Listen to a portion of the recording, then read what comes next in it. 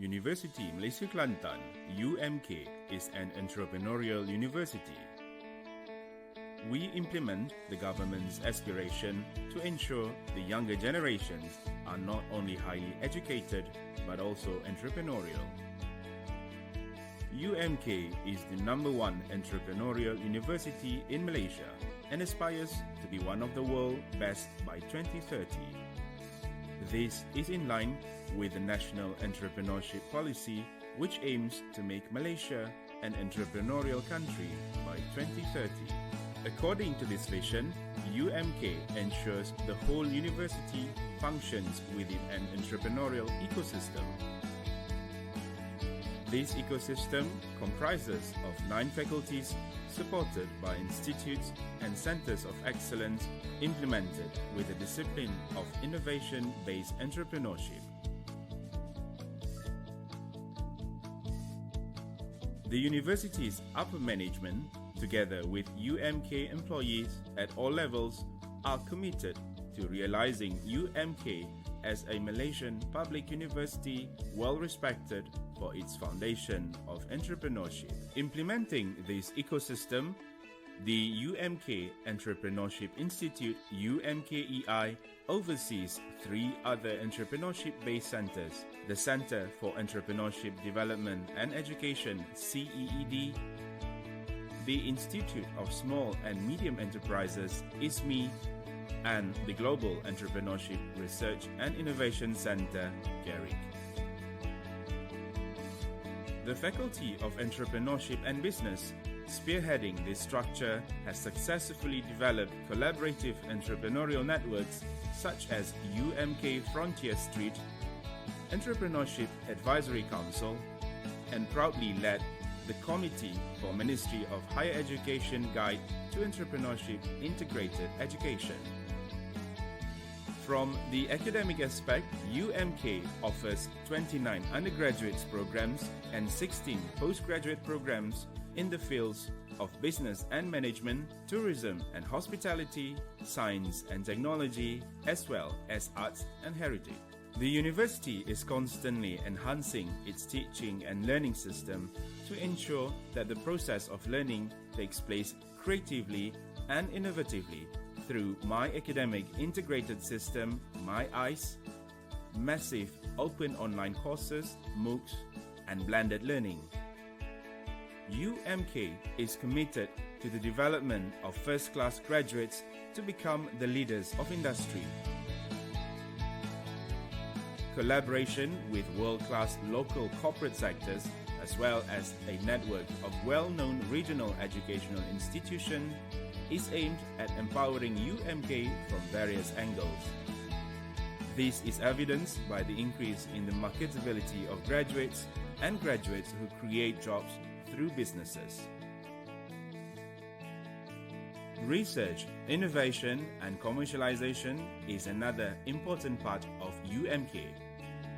Research funding and the number of innovations and commercialized products increase every year. UMK has performed well in various prestigious competitions. With the hashtag UMK for Society, UMK is also involved in various community activities. Our staff and students consistently demonstrate outstanding skills and abilities. With such a great spirit of teamwork, UMK has never looked back to emerge as a respected educational entity in the region. We at UMK believe that our presence will give a new look to the development of the Valley of Knowledge. Indeed, our core, entrepreneurship, will always make us, University Malaysia Kelantan, relevant, unique, and different.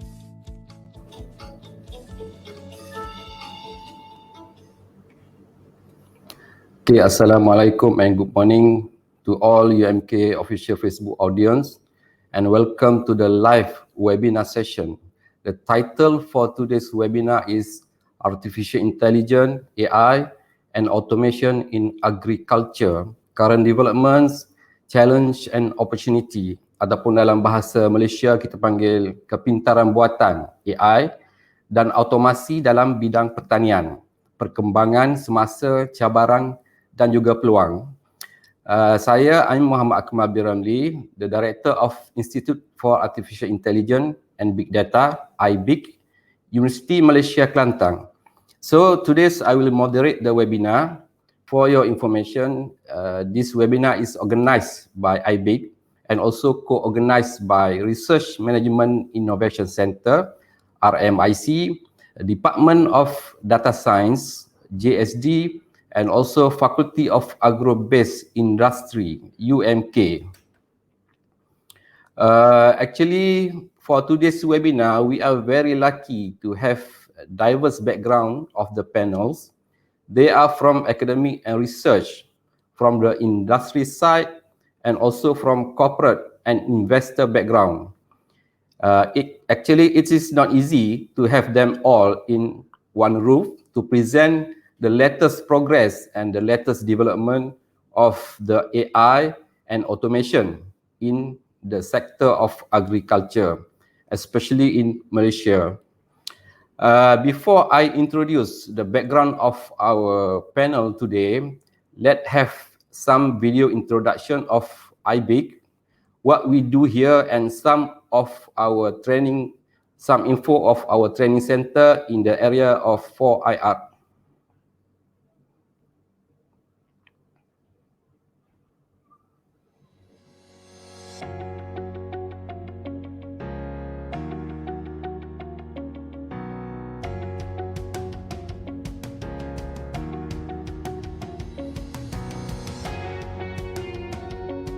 Institut Kepintaran Buatan dan Data Raya atau IBIG ditubuhkan pada tahun 2017. Ia ditubuhkan di bawah inisiatif Lembaga Pengarah Universiti Malaysia Kelantan. IBIG berkhidmat sebagai pusat penyelidikan kepada kepintaran buatan atau AI dan penyelidikan data raya yang memfokuskan kepada kajian dan pembangunan, program akademik, latihan profesional, industri digital dan teknopreneur. Institut ini ditubuhkan untuk menyediakan persekitaran dinamik dan ekosistem penyelidikan terhadap industri revolusi keempat, secara khususnya dalam AI, data raya, sains data, pembelajaran mesin dan internet kebendaan atau IoT. Visi IBIG ialah untuk menjadi institusi global terunggul yang cemerlang dalam bidang AI dan data raya. Misi IBIG ialah untuk memimpin dalam pengembangan bakat holistik dan teknologi inovatif dalam AI dan data raya untuk kesejahteraan sejagat. Objektif penubuhan IBIG ialah untuk meneliti dan mengembangkan teori, teknologi dan aplikasi IR 4.0 terutama dalam bidang AI dan data raya. Kedua, untuk melibatkan AI dan data raya dengan pakar-pakar industri.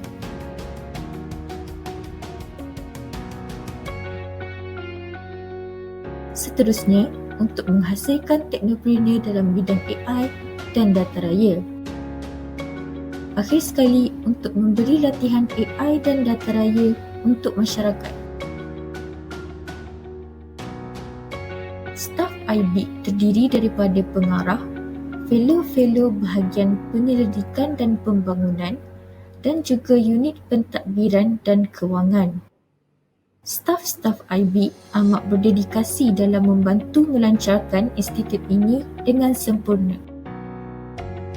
IBIG berkolaborasi secara intensif dalam projek penyelidikan dan inovasi digital bersama syarikat-syarikat dan universiti-universiti tempatan dan antarabangsa.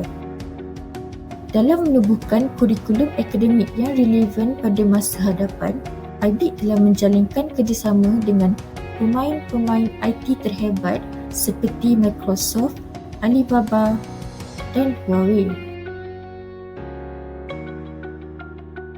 kerjasama ini untuk memastikan akademik dan penyelidikan IBIG adalah relevan terhadap keperluan industri.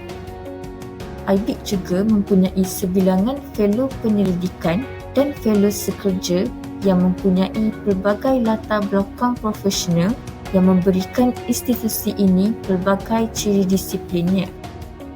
IBIG juga menawarkan pelbagai program menarik. Antara program yang ditawarkan oleh IBIG adalah program latihan industri sepenuh masa. Program ini ditawarkan kepada pelajar-pelajar prasiswazah dan pasca siswazah yang berminat dalam pendidikan IBIG. Pelajar-pelajar ini akan diselir oleh seorang mentor dan akan menyertai aktiviti-aktiviti dan program-program yang dijalankan di bawah IBIG.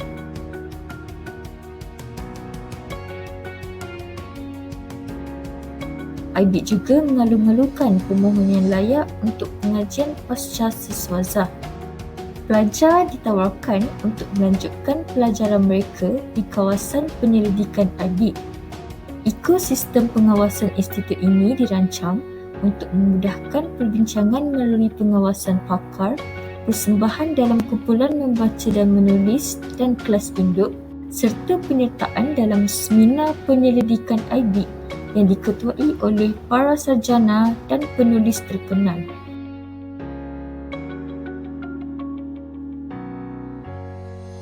Pusat Kompetensi IR 4.0 juga dikenali sebagai IR 4.0 Computer Center telah dibangunkan di bawah kelolaan IBIG yang berfungsi sebagai pusat untuk menjalankan latihan-latihan berkenaan revolusi industri keempat.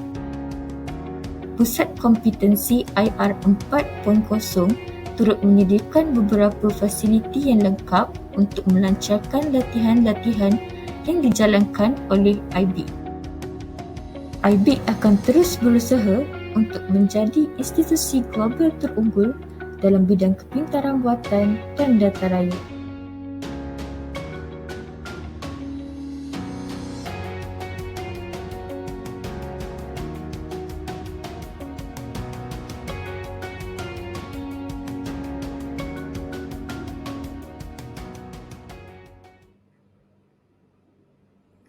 Thank you. For those of you just joining us, welcome to our live webinar for Artificial Intelligence and Automation in Agriculture, Current Developments, Challenge and Opportunities. So let me introduce our panel. For today's session, we have panel 1, Mr. Muhammad bin Mahmud. Mr. Muhammad received his Master in Plant Science, Plant Pathology, minor in Greenhouse Technology from Wageningen University, the Netherlands, specialized in agricultural production technology. Mr. Muhammad's passion is in sustainable food system, which led him to involve in many research activities and knowledge transfer, with total fund worth close to RM 2 million across many industries. For example, vegetable, fruit production, seaweed farming, red tilapia, and giant freshwater prawn production. Mr. Muhammad now pursuing a Doctor of Philosophy, PhD, focus in agricultural risk management from University Putra, Malaysia, to complement his understanding of what plant science and agriculture landscape. Now he is a lecturer at UMK since 2008. Welcome on board, Mr. Muhammad.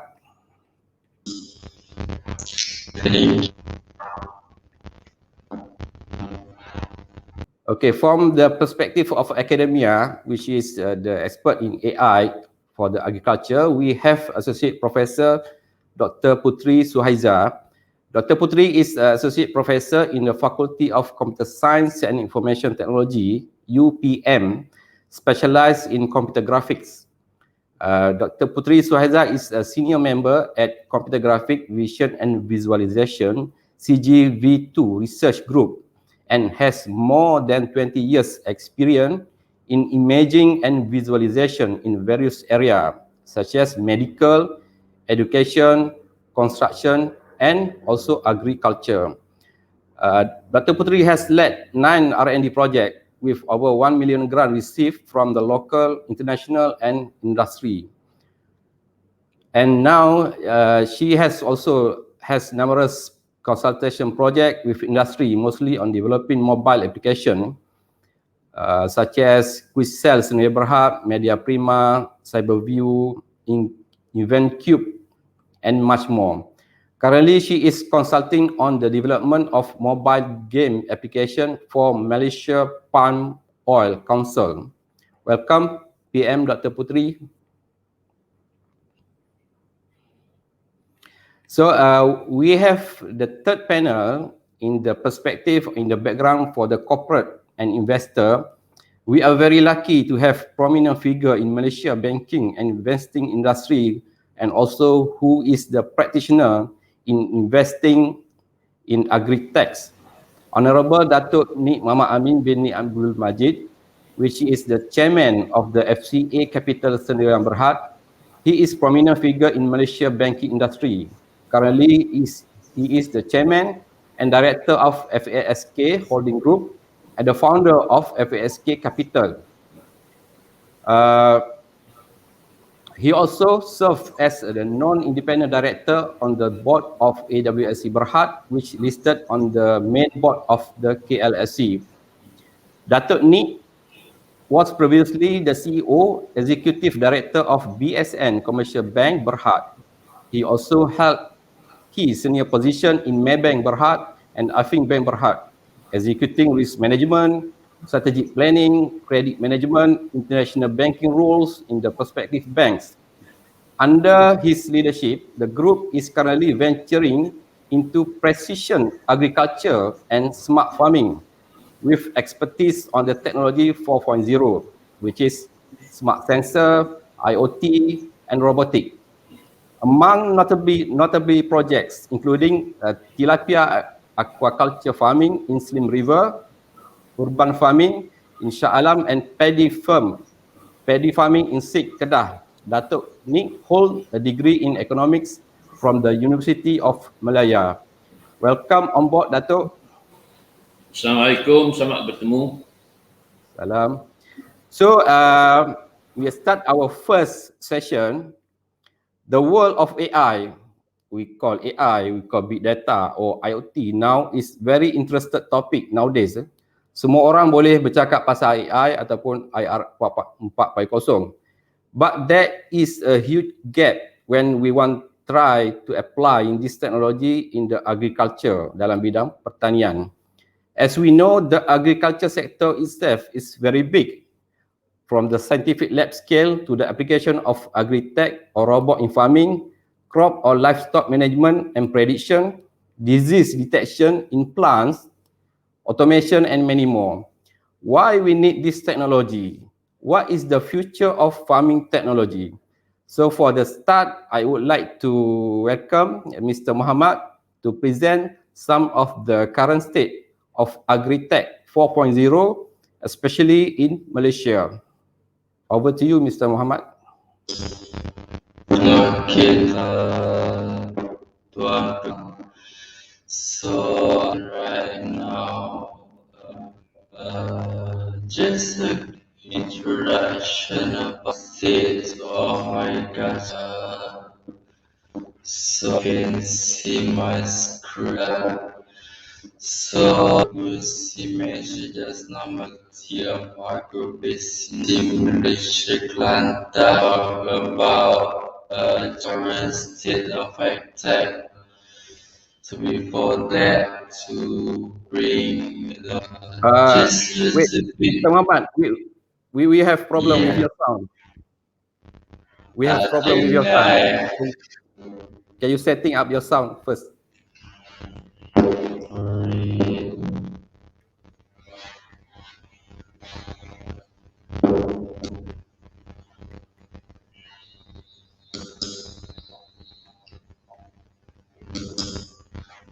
Kalau guna ni okey tak? Boleh. Dah. Okey ke yang? Right. Dah, okey. Okay. Alright, so continue balik my presentation just now. Okay, so I'm going to talk about just a little bit of introduction about the current Malaysian agro-food value chain in Malaysia. I hope the audience can see my slide. So, based on the latest data from Department of Statistics Malaysia, Malaysia agricultural sector recorded around 101.5 billion ringgit Malaysia kepada national GDP in 2019, which is contributed to 7.1% of the total GDP in the country. So that total number of amount contributed to as the third largest contributor in our GDP. So the latest statistic on 2021, the second quarter of 2021, however, the number or the amount of money exchange in the industry decreased by minus 1.5%. This is especially due to the current situation in oil palm plantation. In regards to export and import of agricultural sector, thank God and luckily we still have extra balance of trade. For example, like as you can see on the slide, Malaysia still import more than 90 billion ringgit every year for food and agricultural produce. For example, like vegetables, meat, frozen meat. Yeah? So we import a lot of that from other countries. For example, meat we import from Australia, we import from India, and some vegetables as well we import from Thailand. So, and meanwhile, we also export a total of 115 billion ringgit Malaysia overseas. This is also include all the either processed food and also fresh produce. So, based on the same data as well, you can see that the trend in Malaysia right now, the major producer in agri sector is contributed by oil palm plantation and also rubber industry. Okay, so as you can see, both of the sector increased the production by 0.7% and 6.1% respectively. And then in Malaysia as well, we are 100%, more than 100% self-sufficient in terms of poultry, especially eggs and chicken. So we basically don't have to import fresh chicken because we are 100% self-sustainable. And similar to cuttlefish, okay, and some seafood as well. And then agriculture sector in Malaysia employed around 1.54 million Malaysians, okay, which is the total 1.54 million workers are comprised of almost 80% of them are male. Yeah? So when we talk about agriculture, either we like it or not, we have to talk about food security. So based on the latest statistic by the Global Food Security Index in 2020, Malaysia located or placed at number 43 out of 113 countries around the world. This is the second highest around the region, Southeast Asia. The first one, I think everybody can guess, of course, the little red dot. Yeah? Singapore is one of the best performance in terms of food security index. However, compared to other countries, for example, like Thailand, as you can see here, a land area in Malaysia is around 328,000 square kilometer, but we are placed at 43 position in food security. However, compared to Thailand, we just have almost 500,000 square kilometer, but the food security index in Thailand was not so good. So, of course, there are still a lot of improvement that you can do. But however, we also can be apa orang kata bersyukur jugalah, we are not that bad, okay? But there are of course a lot of things that we can improve to make our position better in this food security index. Yeah? And then when we talk about agriculture and 4.0, as mentioned by Tuan Pengurusi just now, so agriculture has started, okay, around 10,000 before Christ. Okay, agriculture 1.0. So agriculture is actually the cornerstone of civilization. With agriculture, there will be no civilization. Okay, so that was the first one we said as agriculture for 1.0. So agriculture 1.0, they use manpower and animal forces, and also they use simple tools. So as the time progressed, with a lot of advancement in machineries and technology, we introduce chemicals, fertilizer, and so on. We progress to agriculture 4.0, 2.0, and then we integrate computer and robots okay, in 20th and 21st century. Then we enter agriculture 3.0, but now we have artificial intelligence, smart farming, supercomputers, data analytics, and so on. And now we are what we are today, which is agriculture 4.0. But even though in 2019 there are a lot of other publications was already talking about agriculture 5.0. Okay, so we are Malaysia still talking about agriculture 4.0, but in a lot of other countries in the world, they are already started to talk about agriculture 5.0. So just a little brief introduction about what is agriculture 5.0 is actually just extension of agriculture 4.0, which is they input the elements of sustainability and humanity in the technology. So if you look at agriculture 4.0, basically they're just using computer, supercomputer, artificial intelligence. But with agriculture 5.0, they integrate the element of sustainability, gender equality, impact reporting. Okay, they talk about food waste and also the equality or equal access to market from farmers to market. Okay, so when we talk about agriculture and agriculture and also agriculture 4.0, most of the time we only refer to one point in the chain. Okay, so when we talk about agricultural supply chain or value chain, they are a very long chain. Okay, they started at input. Okay, input, for example, like fertilizer, seeds, consultation services. Okay, and then we go to smallholder or largeholder production, which is a production of vegetables or husbandry animals, and so on. And then from that, we progress to processing. Okay, so we harvest all the thing from the farm, from the plantation, we process, and then we market, we trade, and then after that, at the end of the day, we deliver to the final consumer, which is every one of us lah. Okay, so this is basically about the value chain or the supply chain of agriculture sector, not only in Malaysia but also global. Basically, generally, these are the value chain. Okay, the rupa paras value chain of agriculture sector is more or less similar like this lah. It depends. Sometimes there are certain countries who already specialize in value chain. For example, like in Japan, they are very specialized. So the position for middlemen, they have special position. But for developing country, developing economy like Malaysia or Indonesia, the value chain is more or less similar like this. Okay. All right. So these are certain agriculture megatrends or challenges that we face not only in Malaysia but also in all over the world.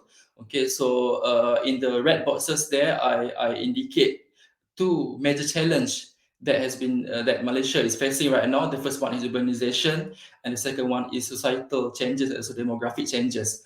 All right. So for example, like in Thailand, why Thailand can produce so many vegetables, okay, so many products in agriculture is because the land ataupun the labor force, okay, the percentage of the population are still live in rural area. But in contrast to Malaysia, we have very advanced and rapid urbanization. So you can see that there are flux of population moving from rural to the urban area, and then they are no longer work in agriculture. So when that thing happen, you can see that there will be limitation in terms of labor force, right? And the second one is social changes. This is especially talking about demographic. Okay, for example, the economic status, the education level of our citizen, our Malaysians. Okay, so all these changes, urbanization and social changes, also climate change, also become a very challenging trend in agriculture in Malaysia. All right, so this is why among the reasons why Malaysia needs to move forward and then try to embrace agriculture 4.0. So we talk about agriculture 4.0 here. I listed, okay, I showed you several agencies who are very actively involved in championing agriculture 4.0 landscape in Malaysia. The first one is in terms of policymakers and also agencies. Okay, so in Malaysia, they involve a lot of not only government, but also there are a lot of partnership. Okay, private sector partnership between with the government as well. For example, we have MOSTI. Okay, so MOSTI, there are several agencies in the MOSTI, for example, like Magic, and also they introduced last year, if I'm not mistaken, they introduced NTIS, a National Technology Innovation Sandbox. Okay, so that was one of the effort being done by the government to make sure that we as a country can move forward and try and we can compete with other countries as well. So another thing, for example, like MDEC, we have SME Corp and MIDA as well, among the government agencies who are providing capital, okay, because of course agriculture from zero ni they involve a lot of money, okay. So if you have only 1,000 or 2,000 ringgit, basically is very hard to be commercialized the technology. So you need a lot of money and capital investment as well. So for example, like TM1 is one of the private sector and Soundwave Group as well. And the Servo Dynamic, okay, they work together with a lot of external stakeholders, for example, like Microsoft and Huawei. Okay, so they bring the technology into Malaysia. And other than that, Kementerian Pendidikan Malaysia itself also try to champion in terms of research and development. For example, one of the a few universities in Malaysia who are prominent in terms of agricultural ataupun in terms of artificial intelligence or 4.0 are Universiti Malaya, okay, UPM. We have one representative from UPM today, and so as UKM, UTM, and so on and so forth. And then another agency that actively involved as well is MADI. Okay, so MADI, of course, they involve very closely with agriculture sector, and they also involve a lot in innovation and research development in agriculture. Okay, so I have one opportunity to attend one of their webinar, and then they share with us about one of their current project that's called as MADI Plant Factory. Yeah? So in this plant factory, they produce leafy vegetables. So these are what MADI is doing in terms of researching control environment agriculture, or we call also as a CEA. Okay, and then in terms of startups, okay, in startups or service provider which are based in Malaysia, diasaskan oleh anak Malaysia. I divided it into 5 category. All right, the first one you can see here, drone. So drone provider, there are around 4 company in Malaysia, startups who are actively working with the farmers and also agriculture sector in general. For example, like Aerodyne, Polar Drone, MyTani, and also Sangyong. So these are the company yang diasaskan di Malaysia, diuruskan oleh anak Malaysia, focusing on drone. Okay, and then the next one we have cloud computing. So for example, we have ProData, Tanalink, Braintree, Redtone, and Esperanti. So all these companies, they are startups founded in Malaysia, and then some of them were alumni in NTIS program under Magic. So they are providing technologies or advancements in terms of cloud computing. And then the next one is Plant OS. So Plant OS is one of the company who are developing software, okay, homegrown software to control greenhouse, okay, greenhouse for control environment agriculture. For example, if you have vertical farming, you have greenhouse like in Cameron Highland. So all the softwares, how to manage the plants, how to manage all the LEDs, to integrate the sensor, the CO2 sensor, oxygen sensor, electric conductivity sensor, and so on and so forth. So Plant OS is one of the company or startups who are focusing in developing the software to integrate the management of greenhouse. And then the next one is the production side. Okay, so the production side, I think this is the major player in the country. So a lot of startups in Malaysia are focusing on the production. For example, like we have Boom Grow, and then another one is Somewhere Future X Farm. Okay, Sustainate has basically originate from Singapore, and then they moved to they expand to Hong Kong, and then last year they came to and invest in Malaysia. So most of the major player in Malaysia, basically they focus on food production. For example, like Green Earth Aquaponics is one of the company startups focusing on aquaponics, while City Farm and Boom Grow and Sustainate, they are focusing in terms of hydroponics by using either NFT, nutrient technique, or they use deep water culture. Okay, so all these startups, basically most of the startup in Malaysia, when we talk about agriculture from zero and urban agriculture, most of them focusing on the production side. Okay, and then next, moving forward, is the aggregator for marketing and also inventory record. here we have food market hub. Okay, so for this sector, food market hub is one of the largest. I cannot, as far as I know, okay, to the limit of my knowledge, food market hub is the only startup in Malaysia who are employing artificial intelligence and also inventory management for agriculture. Okay, and last but not least is the market side. Okay, so market side we have two startups for Malaysia. The one is Langit and also the second one is Nutribah. Okay, so Langit and Nutribah, they are focusing to bring or bridge the production, for example, the production side from here to the market. They're connecting the customer and also production side. So along from here, from the production side up to consumer, these are the company that are working and still working in Malaysia, still developing at startup level. So for example, like Aerodyne already, I think is already one of the almost becoming a unicorn, one of the first unicorn originate in Malaysia, focusing in drone. Okay, and then Braintree, for example, other than they provide cloud computing service, they also provide big data analysis. Okay, for example, if you have all this data coming from drones, and then you can upload into your cloud, and then Braintree and Tanalink, they can help you analyze the data and then make it into information to help you make a decision in your operation of your farm. So these are the companies or what are existed in Malaysia until today. Okay, to the limit of my knowledge lah. Maybe there are some one or two who are I might miss, but these are companies who are prominent in the landscape of Malaysia when we talk about agriculture 4.0 in Malaysia until today. Okay. All right. So as I mentioned just now, we were talking about supply chain. I can see there are a lot of opportunities because most of the startups in Malaysia or enterprise in Malaysia, they are focusing on only several categories on the supply chain. For example, they're only focusing on the maximizing yield and production, and then they're focusing on the logistics. But however, there are a lot of other opportunities. For example, like agriculture fintech, okay, providing insurance. We still don't have farm insurance in Malaysia. Okay, so for example, compared to advanced country, they already have insurance. Kalau kita ada medical card, but their farmers have insurance for their farm. But in Malaysia, we still don't have that. Okay, and then the current trend as well about plant-based cell culture and fermented protein, also another opportunities for agriculture 4.0 in Malaysia. Other than that, food traceability is also very important. And then circular economy and waste management as well when we talk about agriculture 5.0.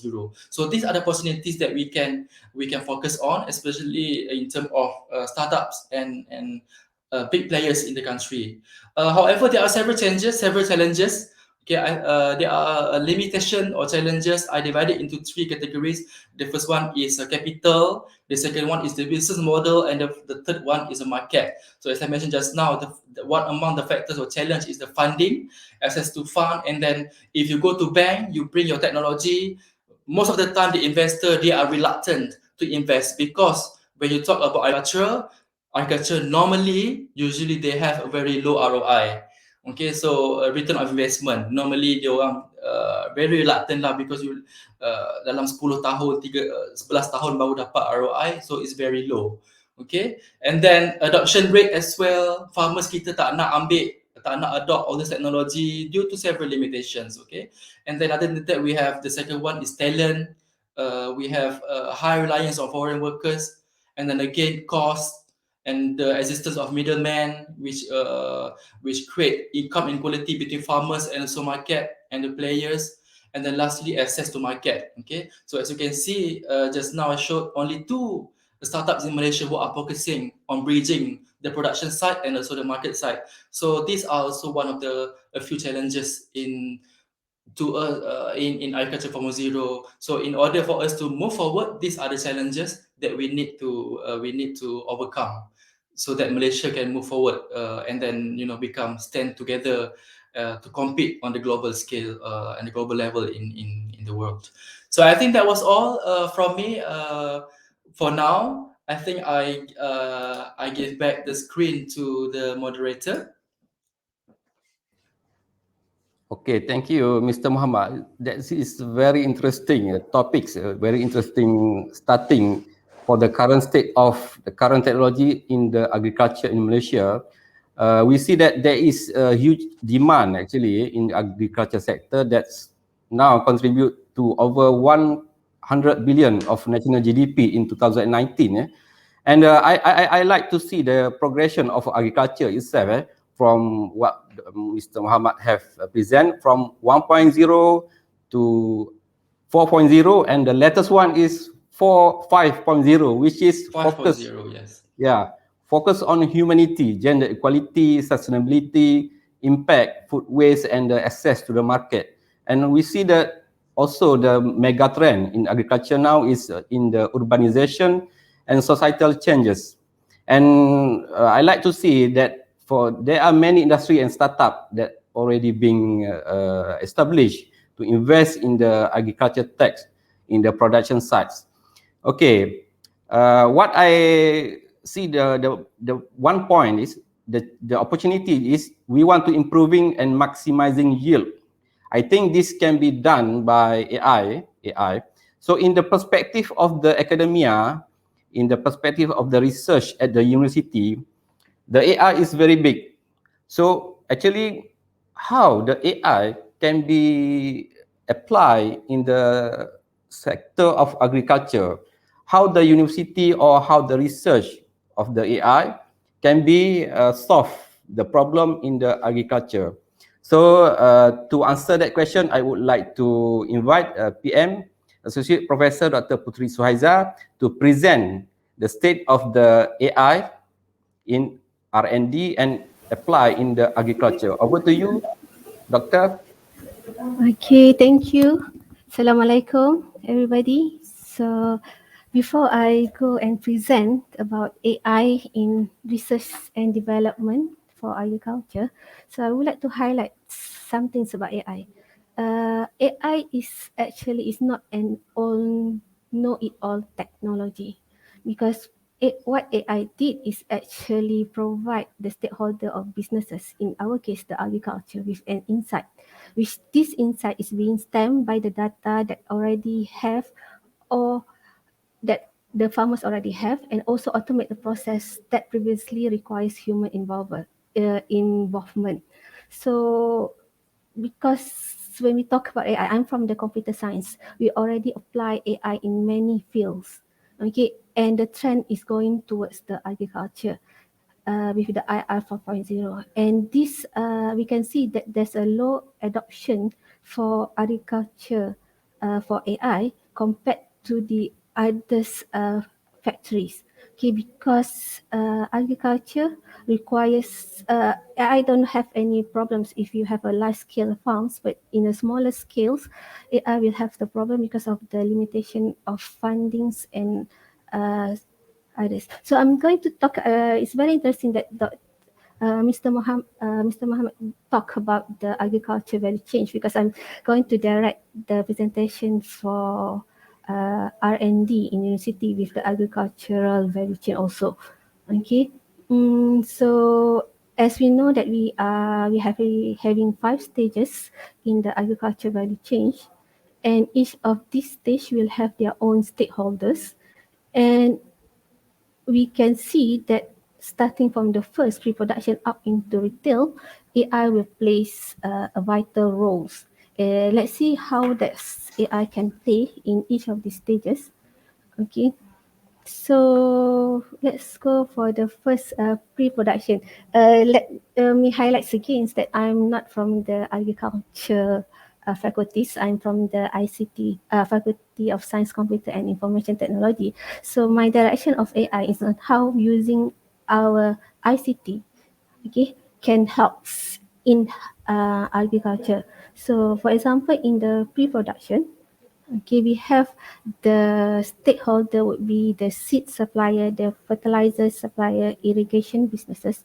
So how does AI can place? So one of the things that AI plays a role in providing ways to select a good seed. Okay, seed phenotypes and detects the genetic characteristic. So using the computer vision and AI, the farmers, the seed suppliers can help the farmers to give better seeds so they will yield a better products. Okay, so and also how AI can also help in setting up the soil for the farmers before they start in the production process and getting all the information, okay, the previous information and make a prediction. AI also can help the farmers in determine what is the best crops to plant in that area and also what types of irrigation uh, products can they use in their field. Okay, so pre-production stage for AI is actually the input or setting up before the farmers start to do the planting. Okay, so most of the AI in agriculture is focused on the production stage. Okay, where we have the precision agriculture. Okay, in which precision agriculture is using the information technology to provide, process, and analyze multi-source of data. So, for artificial intelligence, data holds a very important role. Okay, to make a good results or a good output from the AI. So you need to have a lot of data. That is one of the problems that we at the university are having. Okay, because if we have students, okay, graduate students, normally they're going to use the standard data sets that Dr. Putri, available. Yes, can you yes. share the slide? Can you share the slide? I already share. Ya, tak share selama ni. Sorry. It's okay. Oh my. Sorry everybody. Okay. Okay. So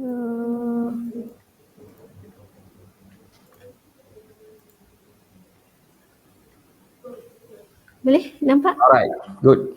Thank you. Okay, sorry, I was in the full screen, so I didn't see a lot of things. So I don't have to repeat, right? So I just continue with the precision agriculture, which is in the production stage. Okay, so most of the AI technology or IR 4.0 are focusing on this production stage.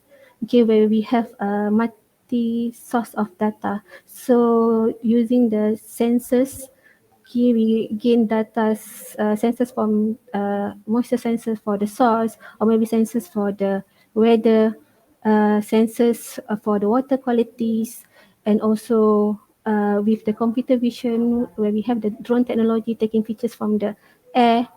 Okay, and one of the interesting topic that me and my colleagues are currently looking into is on the spectrum analysis for agriculture, which is very interesting because crops does have a different spectrum that provide different analysis when we use not just visual of the RGB value.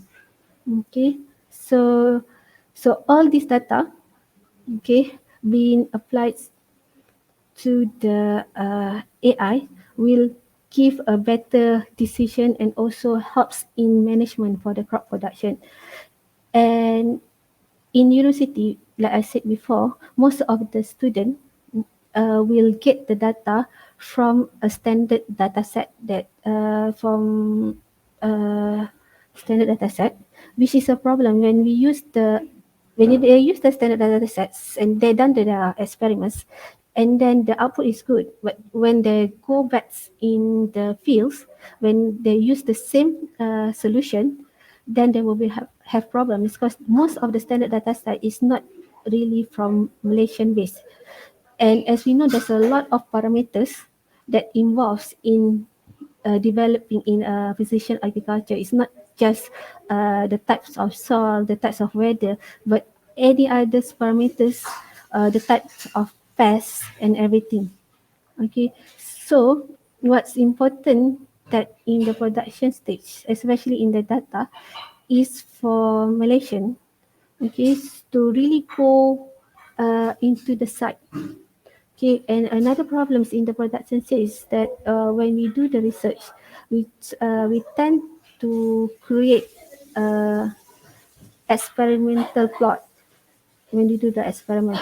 And again, when we want to scale up the experimental plot, we will have problem because this plot, the experimental plot is a very small scale. When you do the upscaling, there's a gap in terms of the times needed, the money needed for the real agriculture solution to work on.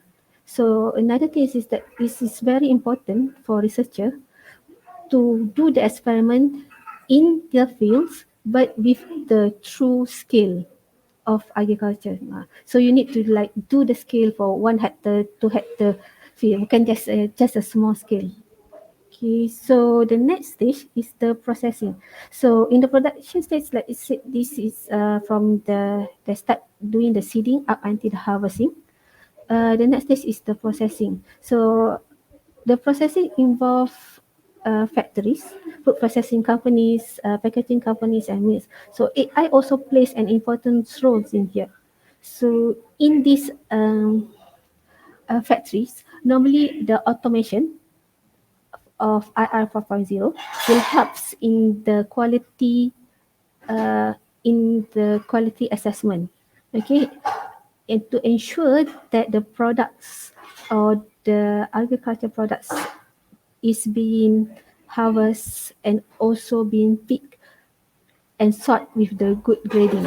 So in this, normally we will use X-rays, NIR spectrometers, lasers, camera combined with machine learning algorithms. So instead of using the manuals or using simple robots to do the sorting or using human to do the sortings, now with AI, the speed of sorting and quality control in the factories can be right. So again, kalau you look at the processing stage, you will see that most of the techniques involved in AI does require some kinds of input from the cameras and also image vision. Okay, the next stage is on the distribution. So distribution is very important because the roles, in order for the farmers to benefits, it need to come from the field up until the plates of the consumer. So the distribution is AI for distribution is where they can find new patterns, okay, and also influence the level of inventory. This will help to minimize the risk, okay, and also increase in productivity. So you can see that during the pandemics, the distribution, or normally we call it as logistics, is very important. So finding the right routes on how to go from one point A and point B in the fastest times, and also how to predict what are the current trends or what are the current peak hours to move. Okay, how are the inventories, the demand forecasting and everything. So these are all in AI, which is one of the areas that universities can look upon. Okay, and then finally is on retail.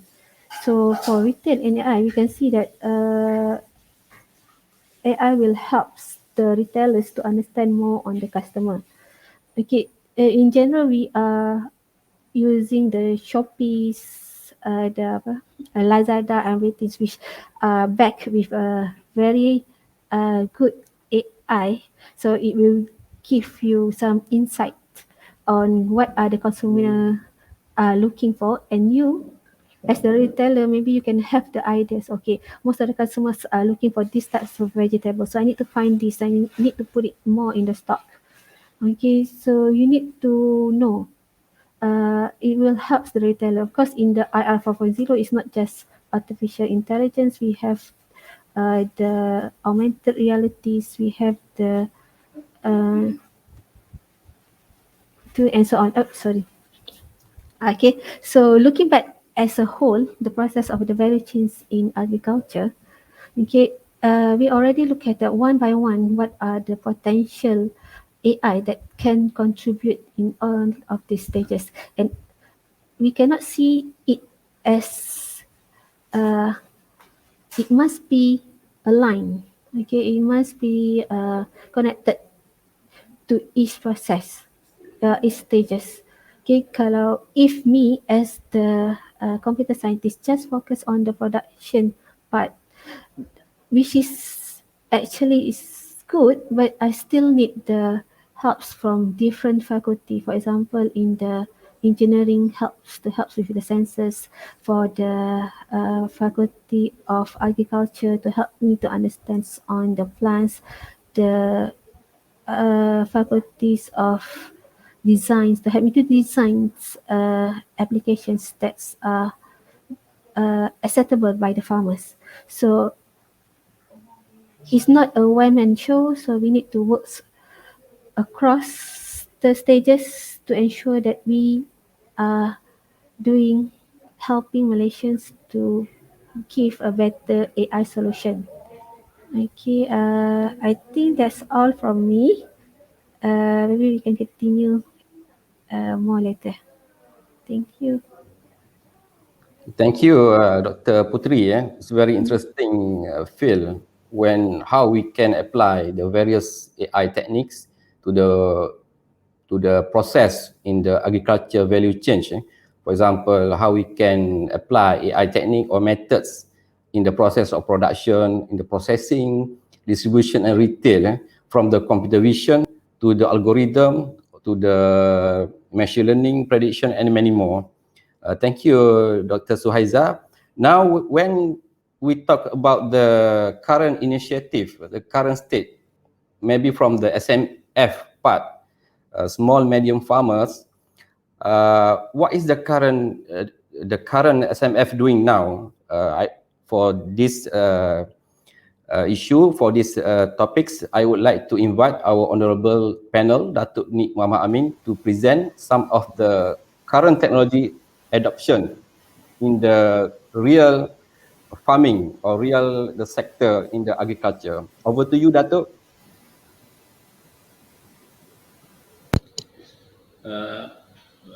Dr. Muhammad, thank you very much. Assalamualaikum warahmatullahi taala wabarakatuh. Rabbi shrah li sadri wa yassir li amri wa hlul 'uqdatam min lisani yafqahu qawli. Rabbi zidni ilma warzuqni fahma. From the perspective of a practitioner, I don't think myself to be an expert. I'm still a student of learning on agriculture, because from the background and from the business that I'm doing has nothing to do with agriculture. And we just came in about 2 years ago as a student of agriculture. We are learning through the process of taking over and make it a practice. And over the last 2 years, I think we have faced a lot of challenges. Tambah-tambah lagi, kita tidak ada background, tidak ada latar belakang dalam pertanian. But our interest is there on agriculture, dan kita telah mengambil alih satu aquaponic project di Slim River for our first project, and we are struggling lah. I'm not saying that we are successful yet. We are struggling, learning through the process. From the perspective of small, medium-sized farmers, I think the approach that I'm going to take through the subject is I'm going to narrow down this perspective, because if too broad, we may not be able to know or to understand what we are facing being the small farmers. So I'm taking from the perspective of one small sector where we are in aquaponic projects, and I will look from the perspective of what our business are. And before I actually start the session, I'll introduce just a broad overview video on our projects. Please share the video.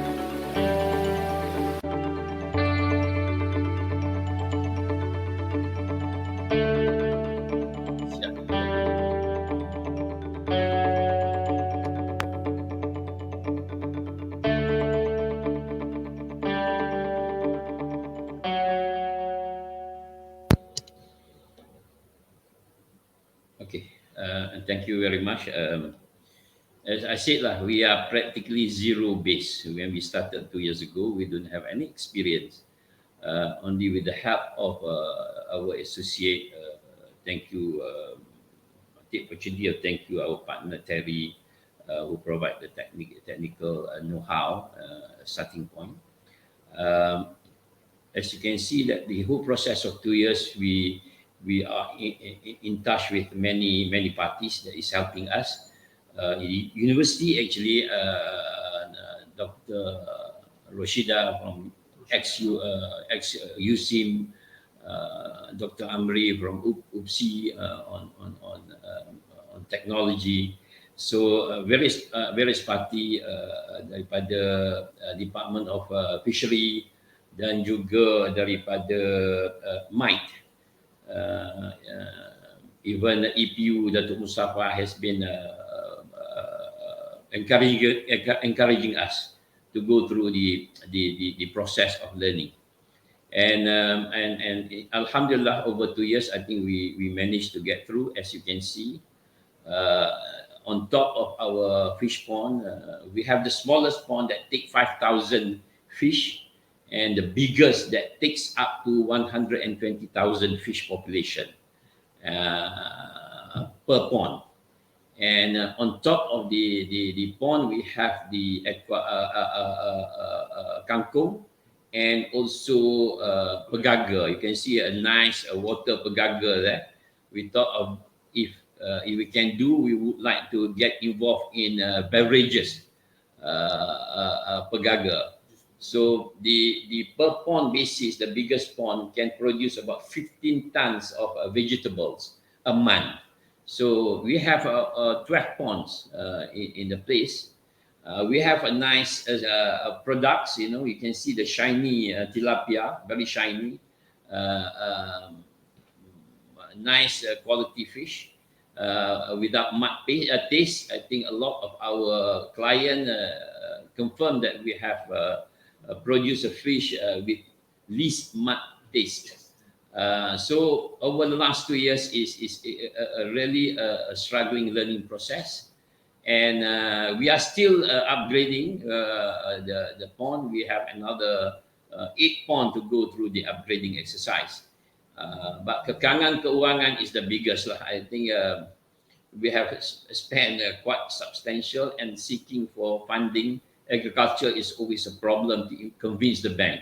So it takes almost like a year for us to convince the bank, and we're still hoping that they will take a look seriously into this farming.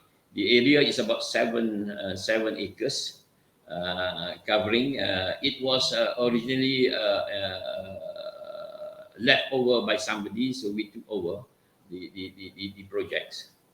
So that's where we are. This is Dr. Roshida from USIM before. We have from Mike, we have from Agrobank, who are still evaluating our funding requirement. We have people from Mike, from Department of Fishery, that is Dr. Amri from UPSI, trying to study the pond design to start installing the IoT sensor and so on. So the process is ongoing, and the things that I would like to share is the challenges that we are facing in agriculture. And being a small-scale farming, you always have this issue of learning, the talents and the know-how, the lack of mentorship, you know. So similarly, if we are facing the same thing, I think a lot of small farmers, even smaller than us, with 1 acre or half an acre, I think they may have issues to good mentorship and guidance in agriculture. Number 2, we notice that in some area we are still trying to solve is the digital infrastructure. We are trying to come up with our own router now, because our reception on internet is very poor. So how do you get into real-time tracking if we do not have a very stable internet? So probably even worse. Ours is quite near to the roadside, but still having the problem. I believe that the other smaller farmers and in area of far away, they have problem on the internet infrastructure. So how do we apply this limitation to accommodate modern farming? Third is, I think, for us being small farmers, is priorities. Which one is more important? Our cash flow, our market, and the least is actually technology 4.0. You see from the small farmers' perspective, and they are struggling, to come up with a production, mortality rate, getting ready the market to absorb, and so there are many priorities that they have to consider, and which are is more important.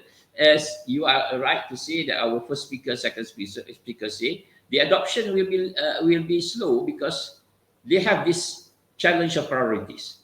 Which one to favor? So they need a lot of help from external parties, universities, government, to set priority right for them.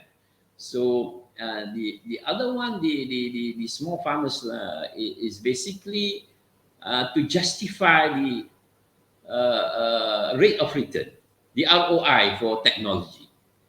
So if they are too small, the scalability and the technology sometimes do not jive. So small farmers, how do you actually manage the scalability? This is where I say that we have to learn. Probably in Taiwan, probably in Korea, probably in Japan, where the farmers are small and yet technology assists them. The ability to justify the ROI on technology 4.0. So the cost, profitability, productivity. So this must be very clear to the small farmers. So this needs a lot of convincing in that sense to manage to understand the ROI. The other one is actually operational challenges. We ourselves, when we took over, we do not even have a good SOP. There is a lack of documentation, and because of the lack of talent and know-how, we don't even have a good, proper standard system operating procedure. The SOP is not there.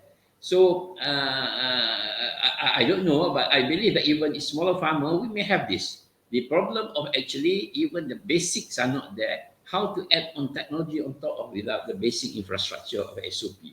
So this is where lacking of talent, how to do their record keeping and so on, their know-how, their existing agriculture practices. How do you actually document that? And we spent almost like one over year learning how to document our SOP. So the other issue is adoption and implementation strategy. I mentioned all those issues actually influenced by the implementation strategy. When we face ourselves, the first question we ask is, what is the goal? What is the goal of 4.0? If we cannot see, if the small farmers cannot see, then you won't get the commitment. So when we sat around, we said, what do we want to achieve with the implementation of 4.0? Because it involves cost, it involves conflicting priorities. So that putting that in place, a very clear, defined goals of achieving using 4.0. In our case, we put 4 areas where we would like the technology to contribute to us. Number one is actually the production. So in the production is key to us to see that it has impact on our mortality. It must have impact on our quality of fish. It must have impact on our growth. So 3 areas in production area: growth, mortality, and quality of fish. And this is not just depending on the technology, but also in the brood stocks, the genetic side, the fish fry, the feed, and the micronutrients. It has impact on the water treatment, our water source, And all these are part of the area that we were looking at, where technology 4.0 can give us impact to produce low mortality, faster growth, and good quality fish. That is one part on the production side. The second side, we were looking at the market. How can we bring information direct to the market? So a real-time information. We can put our fish on the Pasar Borong Selayang, for example, or Pasar Borong Kuala Lumpur. Real fish, real value, they can see, they can feel from the farm to the plate. So how do you use video technology to reach the buyers, whether the wholesaler or the consumer? So the market issue, how technology actually help us to make sure that our ability to speak to the market is there. And finally, I think we look at the technology or the AI. How can we actually improve our funding and accessibility to capital? How can actually we monetize our assets to reach to the investor? Now, if we can move away or provide the ability to source capital direct from the investor, and our depending on the bank will be only a bridger. After we have all those infrastructure built, we hope to see that we can monetize our pond. We can monetize our fish. When each investor has a phone and can track the fish and have the confidence that they can track through their investment. So I'm thinking that with technology, I can monetize the source, the asset, so that I can have a cheaper source of funding. People can say, okay, my pond can, probably the biggest pond, take 120,000 fish, about 10 to 12 tons. Then they can track. So each of them can put, let's say, I want to contribute 10,000 ringgit. So in one pond, 20 people can share actually to invest in my fish. So even before I sell, I already monetize my fish. So my goal when I go into this, I say, technology must able to help me in terms of production, in terms of marketing, and in terms of funding. This is where we say the goals must be clear. If not, we will not be able to have the commitment and to say that we want to achieve this. So I bet in my community group, smaller people like us, I believe that we must handle this approach very well. And the policymakers, the institution, government institution, the bankers need to understand this.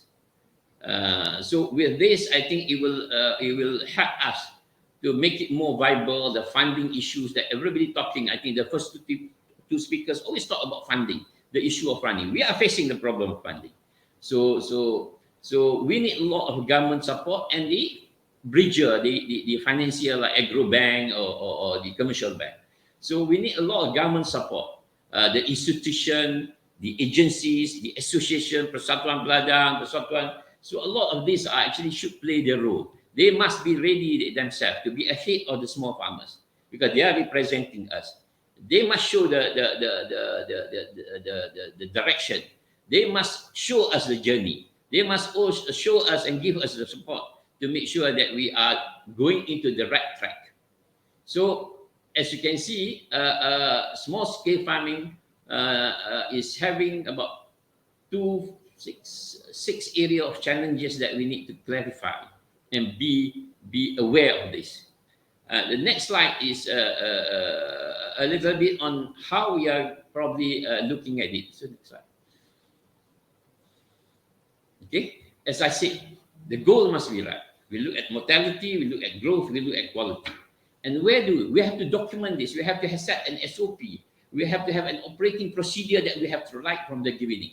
Not just this, we have to actually document even our design of pond and every detail of what is the benefit of size of pond. From a small pond to the medium size to the bigger size. What kind of pond? Is it a mud pond, HDPE lining pond, or conflict pond. All this need to be documented so that before we do anything with IoT, our design are correct. You see? So, for example, we see that we were trying to say if our big pond is taking 120,000 fishes, how do we track our fish? The numbers. We talk about LiDAR, how we can use LiDAR to actually give us a report on our fish population. We need to ensure there is no pilferages. We make sure that predators are not there. So there are many external factors, externalities there.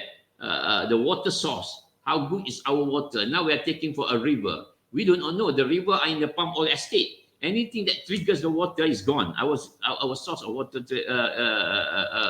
quality will be gone. The predators are there. The weather, so we need to have technology that is supporting us in this area. So the next one is trained farmhand. I think this is the biggest challenge. We have to handheld each of them to make sure that they follow the procedure. Not even IoT, just follow the manual procedure pun dah menjadi satu challenge. The discipline and the commitment. So we need to have trained farmhand. If not, will not be there. Then we talk about feed quality. We have to make sure that how do we maintain the feed quality, which is the key is the mineral contents and the proteins, the probiotics and so on. So the other area, as I mentioned here, is farm SOP. It's key. It must be there before IoT happen. Water quality. What do we see? When in our case of fish, this is very important. Water temperature, ammonia, nitrates, pH level, oxygen, dissolved oxygen level, and this needs sensors to take it. And we have been exploring a local made sensor. A cheaper sensor will be there. We tried to take the higher end sensor. For 2 sensors, it costs us 15,000 ringgit. So that is only meant to measure dissolved oxygen and ammonia level. So the cost of hardware and software can also be a hindrance in the implementation. And the farm layout, as I said, the pond value, the brood stock, the fish quality, the fries. And again, in IoT, how do we manage the fish population, density? These are areas of technology 4.0 in our perspective of our aquaponics. And say more on other sectors, other crop, different fish, different things. There are so many variables. So this is actually the challenges probably from the implementer and the practitioner. Yeah. So next is we have to work as I give to you. Now we are doing from the beginning, the pond preparation, how we document, how we design it so that we can put IoT more efficient, to ensure stocking, how do we manage the inventory stock from the fries, then to the feeding food conversion ratio. And the food conversion ratio is subject to many, subject to feed quality, subject to temperature. Kalau sejuk sangat, ikan tak makan. Kalau panas sangat, ikan tak makan. You throw more food during this sejuk sangat, panas sangat, you are not able to maintain your food conversion ratio. So we have to say, okay, in what food conversion ratio? 1.0 to 1.6.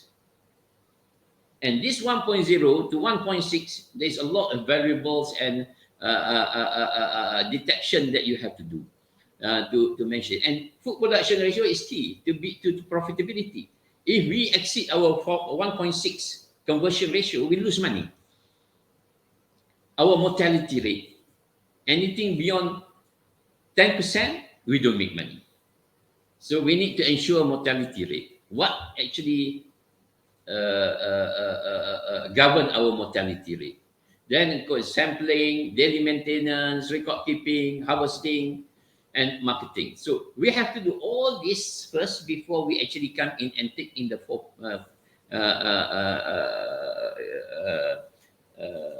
technology 4.0. Can we do it manual? It can be effective. What farm size make it worth ROI? So now we are testing that. The first we do manual. You can see just now we use dissolved oxygen measure manually or semi-manual. We do it every twice a week, for example. Yeah, you see that? We test the water manually. Maybe we don't need 4.0 technology to manage this if the ROI doesn't justify. So these are areas that we practitioners are looking at. How do we manage that? The record keeping, real-time information. Okay, so we track all this. This is on twice weekly. We track. So then we are now almost there to implement IoT. We lucky like us, we have a company called Pacton. We do our own software. We do our own router. We do our own development. Our Pacton technologies in Berhad. We design our own PCB board, our own monitor. So we are lucky. I think this is where I say that we got to share this with everybody. We are setting this because we do not have a party outside there who are not just looking at profit. When we approach, there's always a cost measure. So while we are looking at the overall technology, then we decide let's have our own technology, and then we got a relationship with Iran and Turkey. We do a joint venture to set up this company in Malaysia. So we we set up about the same time as we took over the agriculture. So we believe that strategy must be right. There are basic technology that we must own, and it's interesting that we have discussion. What make Israel and Singapore successful? They don't have the land. They don't have the workers. They don't have water source, but they are one of the biggest owner of plantation worldwide. In any business, Israel and Singapore, the strategy is simple. Hold the money and hold the technology. The rest you can buy. So Singapore actually built a marketplace, Shopee. They control the market information through Shopee. China through Lazada or Alibaba, and in the West will be Amazon, and then you can see Japan through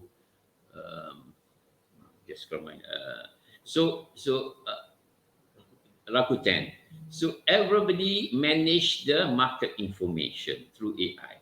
So they have the technology on market. Second, they have technology on production.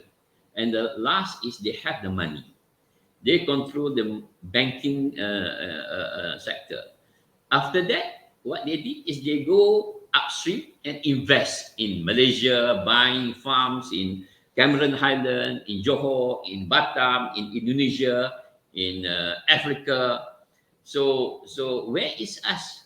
Where is our main strategy at the top? Even when I have an experience, I say I want to start a black soldier fly project and trying to get the source of organic waste, which is from the municipal waste. We went in to bid for the tender to get the municipal project. Some others said, why don't we just burn the waste and get fuel? We said, why don't we use that waste to produce feed, where Malaysia is importing 5 billion. This is where we want to get the government to understand that, okay, where is our priority? We have a lot of waste, and 60% of our municipal waste is organic waste, which we can be used to feed black soldier fly. So I have been struggling meeting the bank. Even the bank, when I go, one bank, I won't mention who, when I put forward, we say that we are bidding for government project for waste management, but we want to do feed, not waste to energy. They decline our request. They said, we are not familiar with this. We are more familiar with incinerator, burning. And you know who picked up and give us a letter of commitment to support us? Bank from Singapore. They said, your sustainability project, your organic nature of the projects, your green project. We talk about green, but when come to this, we say, no, we are not familiar. These are the challenges of technology with us. Everybody at the whole institution, even the funder, are in line with this. So these are things that we say, okay, what are we going to do? So we, being very small, very limited capital, got to trace our own structure, pattern chain, from the farm to the production, to the processing, to the logistic, to the marketplace. We have to build with this. And I was happy that when my first speaker said there are already 6, 7 new players.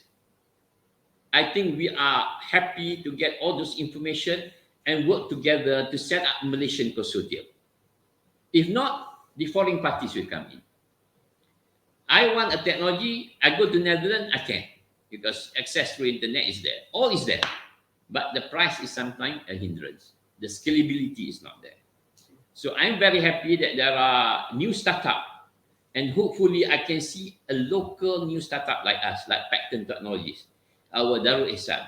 And we should work together. I'm very happy to this after this to contact those people that you show that is part of the whole supply chain or the whole chain of agriculture chain that we can work together. So these are things that we are developing. Yeah. Our pond design, we have to design again. We have to redesign, make a mistake, spend more than 40% cost. Suddenly we find we are overbuilt, So all these are things that do's and don'ts. We have more challenges now to go to hatchery, to go to genetic, to go to biotech, to make sure that our brood stock are good. So these are actually a lot of challenges that we face as a small farmers trying to apply technology 4.0. I think that's this is our next project, inshallah. We are trying to do with UMK so early. We try to do implantan inshallah, UMK. So Dr. Muhammad, I think we are discussing with UMK now to look at this project in Kelantan. Small scale. We believe in start small. We don't want to talk about big project, 10 million project, 20 million project, 30 million project. We are talking about small project. Even when we start with fish, very small. So we want to learn because we admit the fact that we have limited purse, limited know-how, but the things that we believe is like Nike lah. Just do it. Ya, terima kasih. Thank you very much. Just do it. Even how small it is, we just do it and improve on it, insyaAllah.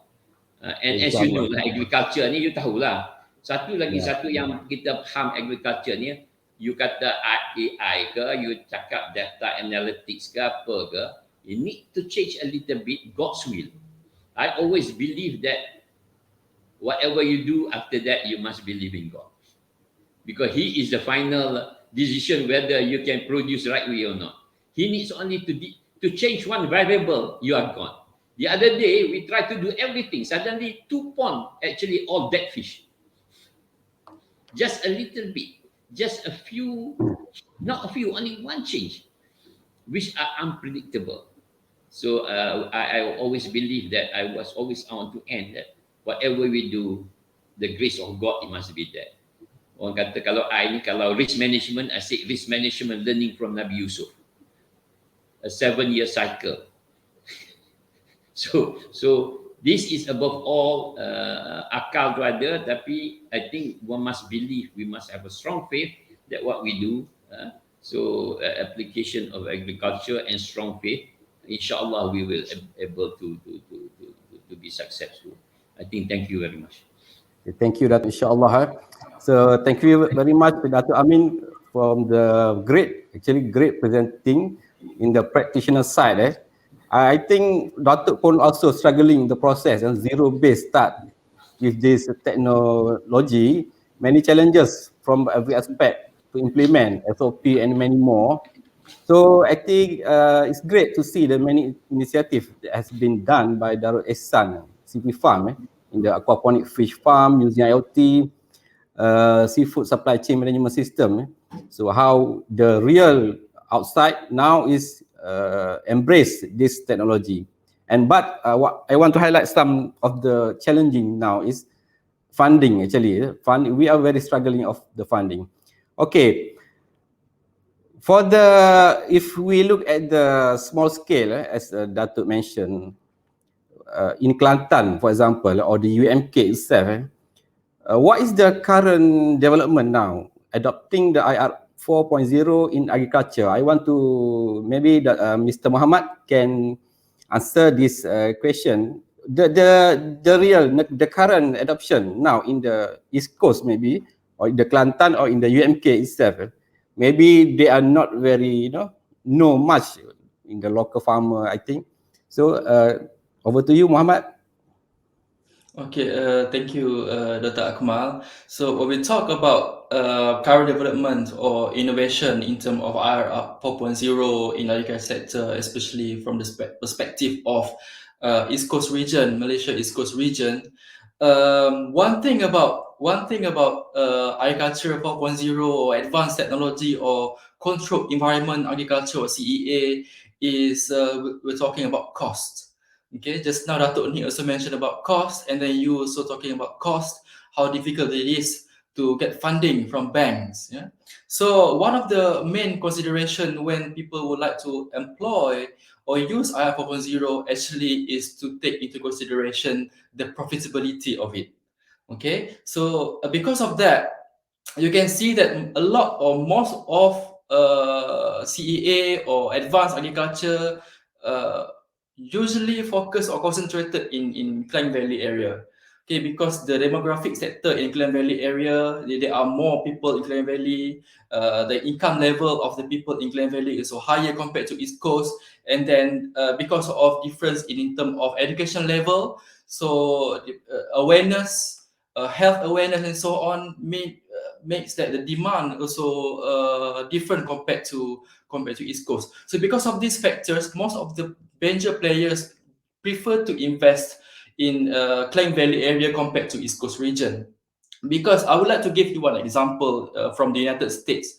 One of the largest CEA in the world, I don't know if you ever heard about AeroFarm. Okay, so AeroFarm was founded in New Jersey, in United States, and then they one of the earliest unicorn with valuation more than $1 billion value company.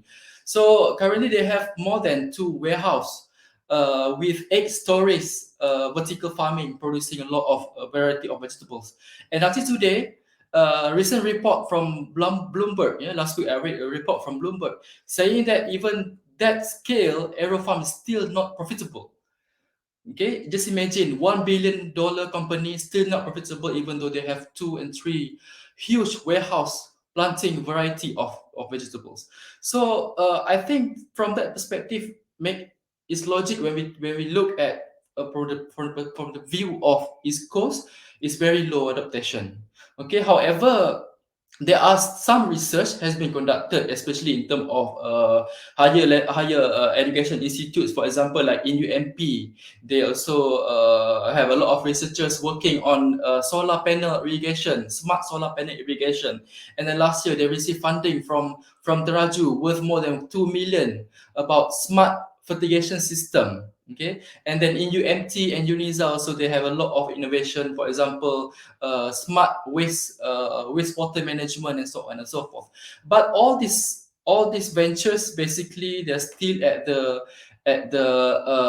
research and development level, but hardly any companies who are working at the commercial level, because and then when we talk about UMK, currently UMK also starting to adopt several research in terms of agriculture. For example, we now try to focus on pineapple plantation to monitor the growth and performance of pineapple by using drones and also big data analytics. And so we have a smart fertigation system as well. We work together with a private company, with actually one of our alumni, UMK, Redtone Berhad. And then so as what I can conclude is that the trend in East Coast region is more towards research for R&D, for demonstration, instead of to be used at the commercial scale, because of the delimitation that I said just now. For example, like cost, the number of the population, the demand, and the profitability. Yeah. So I think that's all what I can say. Yeah, what Mr. Muhammad said, that Aerofarm, the very huge investment in this area is still not profitable. I'm hearing that, I'm very afraid now. How later we can change this direction, maybe for the Malaysia. And yes, East Coast now is very low in terms of production, applying this technology. We are now just focusing on the research and just demo. We maybe in the lecturer they will develop their research and produce some of the pattern ataupun pilot, but cannot go through after that, cannot go lebih lagi lah untuk apply the real scale.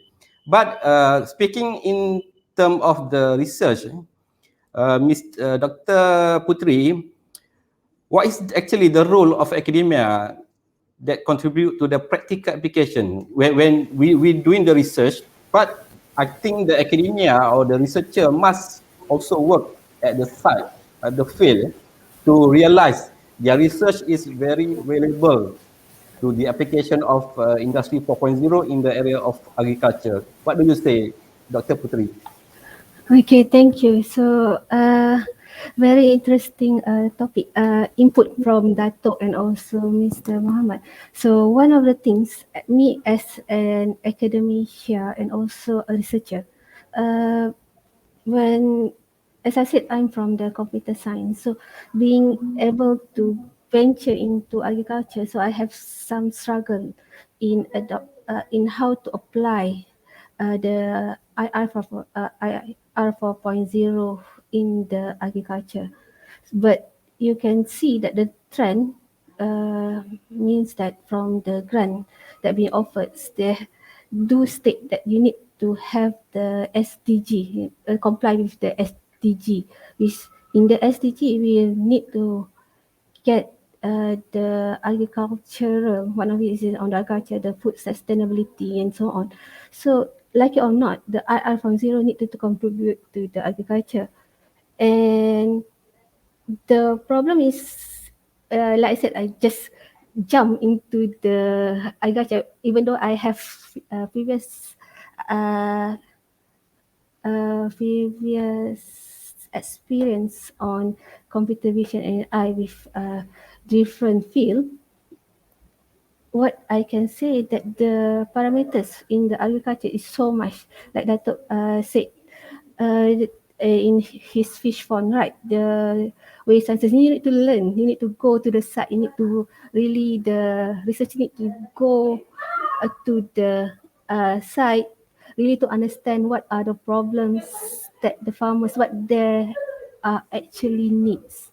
Okay, one of the things that I did during my research is actually I get the idea of NDVI. I'm so obsessed with NDVI at first, where you use the drone, capture the image and get the NDVI value, so you can detect on the crops which part of the inside the field that has a potential of stress plant. So you need to like give more water to that area. So when I start to study on the NDVI, I can say that most of the NDVI of using the drone and also the computer vision part is focusing on a large scale farmers. So when we go to the lower scale, a small scale farmers, it says that they do not have the budget to buy the drone. So why do I need to buy a drone? So if I just have like 2 kotak bendang je kan, macam mana, why do I need that? So after that, what I did is actually just find out how much that you would able to spend. I ask the farmers, I go to my kampung at Sabak Bernam and ask my uncles and ask my, not like everyone, friends in Sabak Bernam. So they have a small kebun, some have kelapa, some have kelapa sawit, and some have the paddy fields. How much would you spend, ask them, for you to, if I said I have a technologies, maybe IoT or any type of technologies, how much would you spend if you want, if for you to receive this technology? They said zero. They don't want to spend anything. Huh? So what do you have? Dia kata nothing. Dia tak nak apa-apa. Tapi they really, but kalau you tengok the process of the value chains, the pre-processing part, the pre-production part is where most easy to adapt for the AI.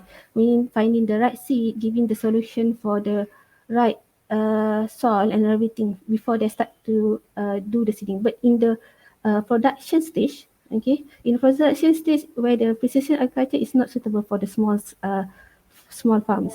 That's why when I still like I said, I still obsessed with the NDVI, so I start to look whether we can use or not use like we can develop a mobile phone using just mobile phone and to get this NDVI value.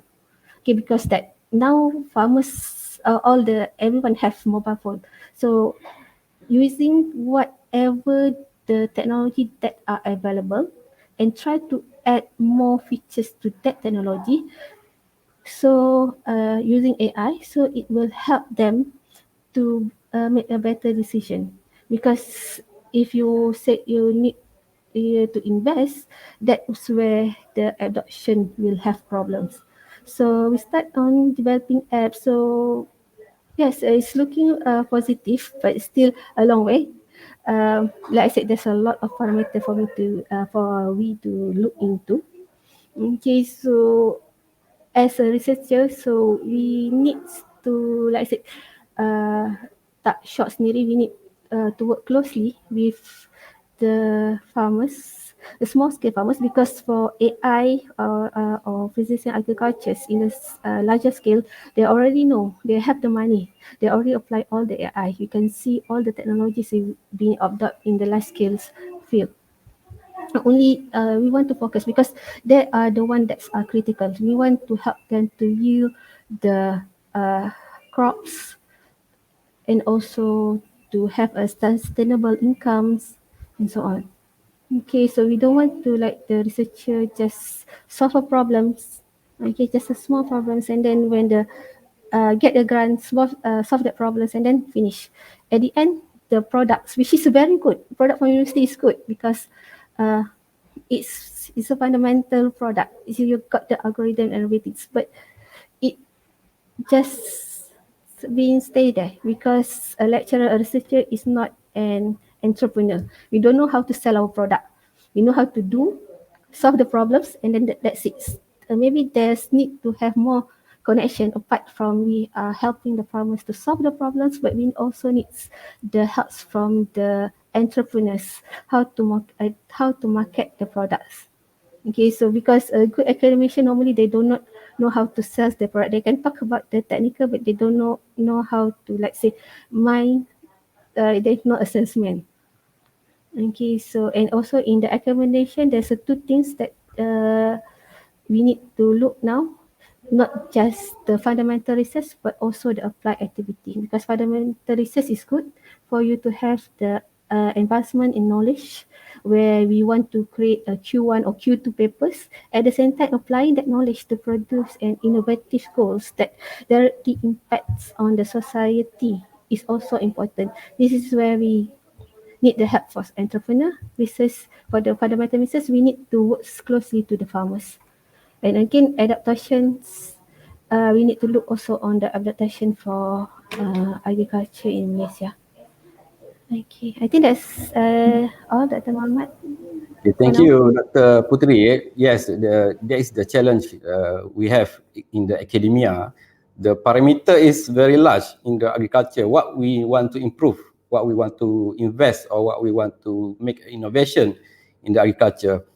I want to highlight is it's actually very challenging in applying this technology in the small scale farmer, for example. They are not know, or they have no interested to spending their money to maybe to improve their efficiency in the managing their agriculture or the farm.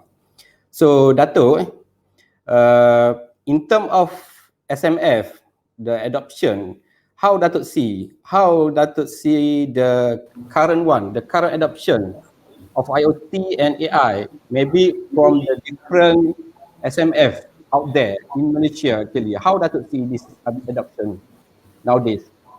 Okay, Dr. Muhammad, I think I will take through the first part first. You mentioned about UMK and you mentioned about Kelantan. Not only Kelantan, we are talking maybe East Coast or on the other part will be Kedah lah. Yeah. From the perspective of I nak lontarkan a few strategic matters, for state government as well as universities to take these challenges. First, when you say AI to a small farmers, I divide this into two groups. One is crop, small farmers, but can be turned into estate crop. Second, really small, but you must actually move from low yield small farmers to high yield crop farmers. So in application of AI, you must look at the revenue angle first. So how do you create more revenue so that they can actually adopt when they see they have a lot of income, and where AI play that part, then they will adopt it. Let me take first the small farmers, a potential of AI. We are still importing 30% of our rice. We have rice field. And we have, Alhamdulillah, MAFI pun dah ada projek. Di Kelantan pun ada projek. I did follow through for the last few years. Yang dipanggil ladang rakyat. Where you integrate all the small paddy field into an estate paddy field. Where technology can be applicable. Can we look at, revisit that place and make really happen, make an impact on estate paddy by integrating all the small holders into a big estate and apply AI. But to do that, you must have a totally different business model. I did propose many years, but nobody take up. I said, why can't you just create a land lease? I was looking at paddy area. The least orang kampung ni dia tak buat kerja dah, because all their children are all dah pergi belajar tinggi, tak mau dah jadi farmers, jadi tanam padi. So you end up with a lot of tenanted paddy farms, not even run by it's an absentee landlord lah banyaknya. And if I'm not mistaken, there was a study about 100 over 1,000 hectares fall under this category. And the owner probably received 150 ringgit or 200 ringgit, I bet below 200 ringgit per lot. And so small, they actually lease out this land. I volunteered, I said, I want to set up a land lease company. But the government must be together with me that we go and actually lease out this land. No matter whether it's a short-term lease or long-term lease. Take over this land and give minimum or better than what is they are giving now. We can afford, if we do a high yield paddy rice, paddy farming, we can even macam sekencan lah. Kalau di Kelantan, average yield is 1, 2, 3 ton per hectare. The best is 3 ton lah. Kalau di Sekincang boleh 10 atau 12, orang pun complain. Dia kata, oh Singkat tak boleh kira lah. Dia hentam dengan fertilizer, chemical apa semua. But that is irrespective. We can improve the yield to 7 tons per hectare. Proper paddy farms. So if we can take this and apply, and then all the technology providers, each farmer do not have to own this technology. People like Aerodyne is doing the service. We only buy the services, make sure that the services is affordable or subsidized by the government. And we take it through and then consolidate all this land. And then we make it to estate paddy. So we can even pay higher lease rental to the landowner. And they are, if they are interested, they can come back, become a farm manager. We can recruit them back because now you are using less labor and more modern technology. So we can hire them back as a employee of the main company. I don't mind being a shareholder of that company, and state government company can own part of it.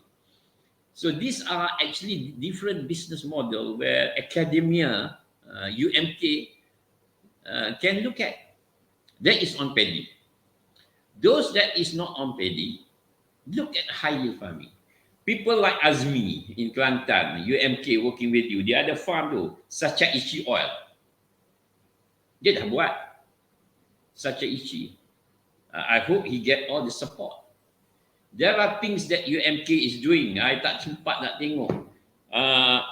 Natural fruit vinegar, which is better than the apple cider vinegar. This is your product, UMK. Yeah? Right or not? Dr. Muhammad, eh? So you have all this. Nangka, very well packed in export to not, it is not UMK lah, the other party that work with us.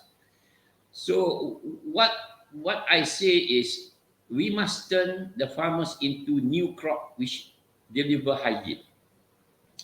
And what are these high yield? For example, again, for 2 years I have been trying to sell this idea to get government support. I put up a very brief idea of, I call it, the value of the essential oil. From Pahang, Terengganu, Kelantan.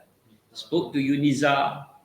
So why don't we actually, because our small farmers own 1 to 3 acres or 5 acres.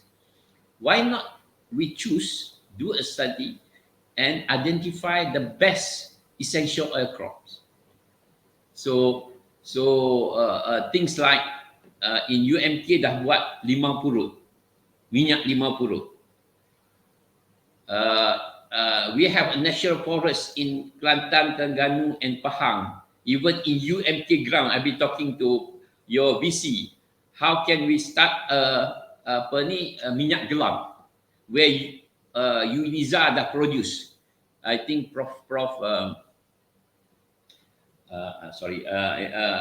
they have even marketed their products. And the essential oil market is almost like 11.6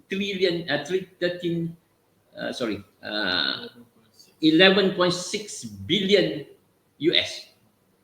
And how much can downstream activity can come in? Things like cosmetic, medical, spa, cleansing, home cleansing, food and beverages. And this kind of crop do not need big one. Can be in greenhouse. I think there are projects by my colleague Army has been promoting vanilla. So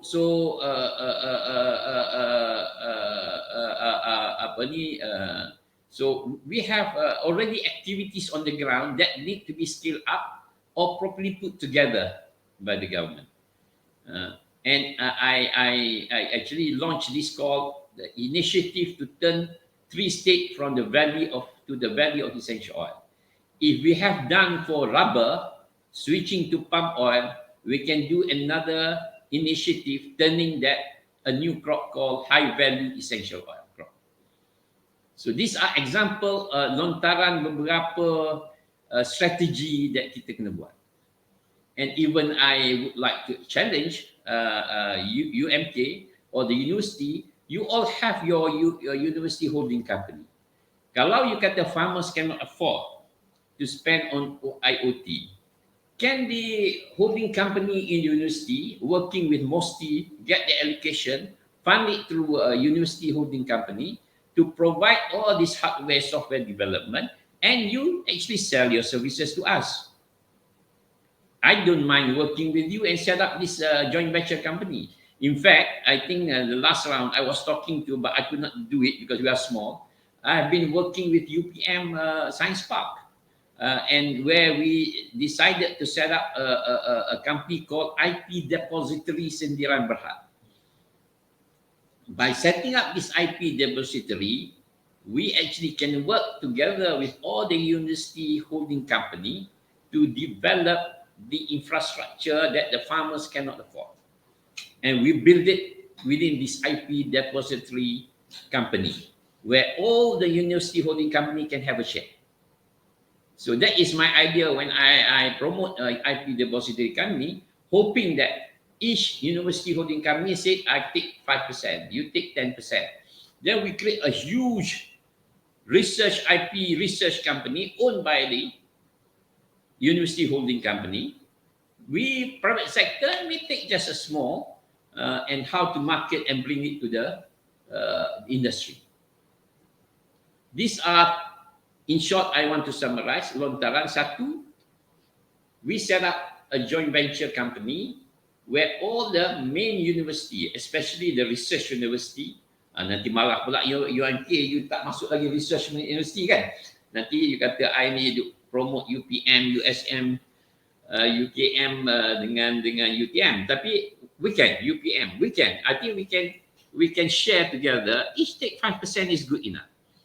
Then we build up with government fund and set up this IP depository. In fact, I have set up, and you can take this company and share. UPM is already with us with 2 IP inside. We can develop all this drone service providing for agriculture. We can. So satu, I want to take the expanding our idea with UPM Science Park to UMK to be part of the development of university collaboration of a holding company. Number 2, the challenge I would like to challenge is the setting up of to the government the land lease company to take all the paddy and put in a loading company and deal with the estate farming and put in technology inside. Third is if state government or the federal government can buy into our proposal to actually launch what we call it the Valley of Essential Oil for 3 states, Pahang, Terengganu and Kelantan, and really take at the government level, metro level to designate this as a Valley of Essential Oil. I think the downstream activities will be attracted. The cosmetic industry from Korea, Japan, we have to be strategic. What I'm saying is we are doing a lot of small things and we do not connect. We do not have major strategy.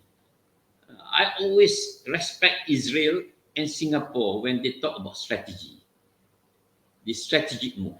And I always envy that they are very clear that they must own technology, then they must own fund.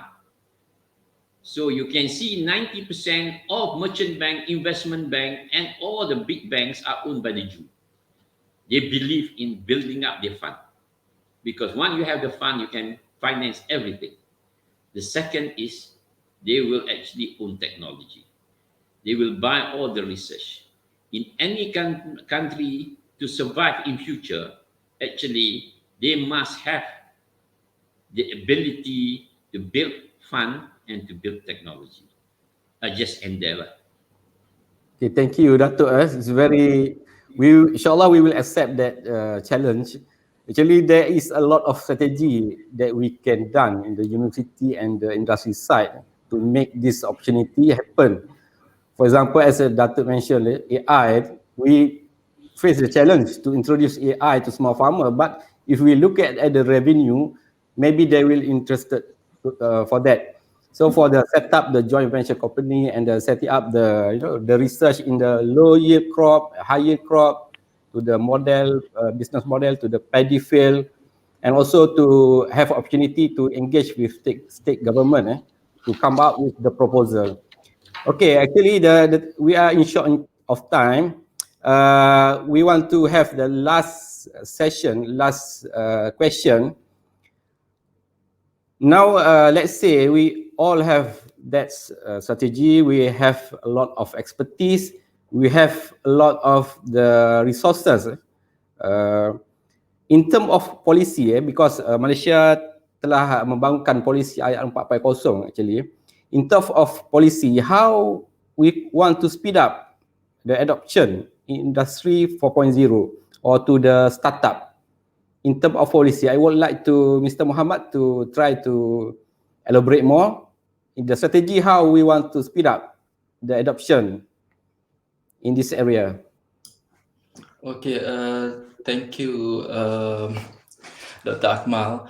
Yeah, when we talk about policy, I believe policy is very important, especially when we would like to bring a country moving forward, because a policy are going to be a framework, okay, a framework or a map, like everybody have to follow. Without that map, everybody's scrambling around, don't know where to go, so end up we are not going anywhere. And then when we talk about adoption, one of the things that we have to remember is that the technology that we are trying to develop or use is for the end user, either the farmers, the consumers. So the first thing we have to do, the policy must be relevant, to the stakeholder, must be relevant and take into consideration all the inputs from the stakeholders. Because this is not the first time Malaysia try to introduce policy. For example, like policy air makanan negara, we already have like 3 policies sampai sekarang. And then a few years ago, during Datuk Sri Najib Razak, they have NKEA. So I involved on the project under NKEA, and then one of the project is with seaweed in seaweed industry in Sabah. And then they have a new policy to empower seaweed industry in Sabah, but without understanding the local culture of the farmers in that of cultivating seaweed. End up at the end of the day, the production of seaweed industry after government intervention, instead of going up, is going down. So from the study, it shows that because the policy don't really understand the grassroots level, the policy just see the overview, but without understanding the deeper level, the need of the farmers. So if we really want to bring Malaysia forward, being competitive at the global level, we have to understand this scale first. And then one of the problem is that the adoption level in Malaysia is very low among farmers. Don't talk about agriculture 4.0. You look at sijil halal lah katakan. How many of our entrepreneurs have sijil halal? How many of them really aware the importance of sijil halal? And then now you're going to talk about agriculture 4.0. It's very difficult, all right? So when we talk about adoption in academics, there are more than 14 models in theory when we talk about adoption. And then on those story, for example, we have a technology adoption model, diffusion and innovation of innovation, and so on. And then in those theories and models, there are several characteristics that you have to understand. For example, the ease of use, how the technology is easy to use, the perceived usefulness, how the technology farmers think or perceive that the technology is useful for them. This is what Datuk Nick mentioned just now. How can we show to farmers, if you use this technology, this biotechnology, your padi are going to have 3 times the yield. You show the farmers, because from my experience as well, when you work with farmers, when we work with stakeholders, the farmers need dia punya mindset is that seeing is believing. They have to see, they have to observe with their own eyes, then barulah dia orang percaya. If we just go there like, look, I have these drones very magical. You know, if you use this drone, your paddy field are going to have three times within 3 months, you know, the yield. They're not going to believe you. Okay? They're not going to believe you. They are going to laugh at you. Okay? You can go so many research and studies saying how essential education failed because we don't understand the policy. Okay? And then as I mentioned just now as well, the policy between the government, it has to be cascade down to the beneficiaries in clear level. There should be no misunderstanding. All right, like for example, SOP for COVID, there are so many misunderstandings. With SOP, with policy, you don't need, you are not afford to have misunderstandings. For example, like Dasar IR 4.0, earlier we talked about this, Dr. Akmal. We have 2 different policy IR 4.0 from 2 different prime ministers. During Datuk Sri Tun Mahathir, we have one IR 4.0 policy. And then 3 years after that, in 2018, now 2021, The recent one under Datuk Seri Mahyadin, we have a new one. So what is the message you are trying to deliver to the public? Because the government itself are not so clear about the direction. As I mentioned just now, the policy is the map, the roadmap that has to be cleared by the stakeholders. Okay, like Datuk Nick also mentioned, how Singapore have very clear policy. And my friend from the United States migrated from United States to Singapore to establish a company in aquaculture cell business, because they believe in the policy of the government in Singapore. Everybody in agriculture industry knows 30 by 30 policy in Singapore, which is by 2030, 30% of the food production in Singapore must be produced in the country. Right. So and then recently, a few months ago, we have Dasar Agro Makanan 2.0. It was launched by Datuk Seri Mahyadin in August, and until today, where is the document? We cannot find the document of the new Dasar Agro Policy 2.0 ni, tak ada. Yang ada hanyalah yang lama saja. So how are we going to use that? Even kita dekat as a researcher, as an academician, and lecturers pun, how are we going to use the document if the document itself is not available? Alright, so those are the things yang kita kena ambil maklum. And satu lagi, I think another policy that is very important when we talk about agriculture 4.0 is data ownership. Because we talk about IR 4.0, it involves a lot of data. It's cloud computing lah, the drone flying around, we're collecting data. Every time we browse internet, we have data, we collect data, either we like it or not. So data in the future are going to be the new oil. Or people are not going to have a war for oil anymore, but they're going to have a war for data. So government have to need a clear policy. Who owns this data? Right, like in Europe, they already have GDPR, okay, the public protection for data. So Malaysia should have the same policy as well. So as a conclusion, the first one, we need to be clear and concise about policy, the communication between the government, the top and the bottom. And the second one, the policy, the structure of the policy must take into consideration all the players and stakeholders in the industry. You cannot just simply go around, pergi sehari dekat kawasan tu, and then you come out, you back to your office and you draft a policy, and then this is the policy, you have to use it, you like it or not. And then 3 years later, you change the policy again because you change the leadership. You cannot do that. All right. And then the third one is make sure that the availability of the documents must be available for the public.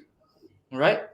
And then last but not least is government have to make sure the data ownership, the policy on data ownership, if you're really serious about going forward in terms of empowering our industry in agriculture 4.0.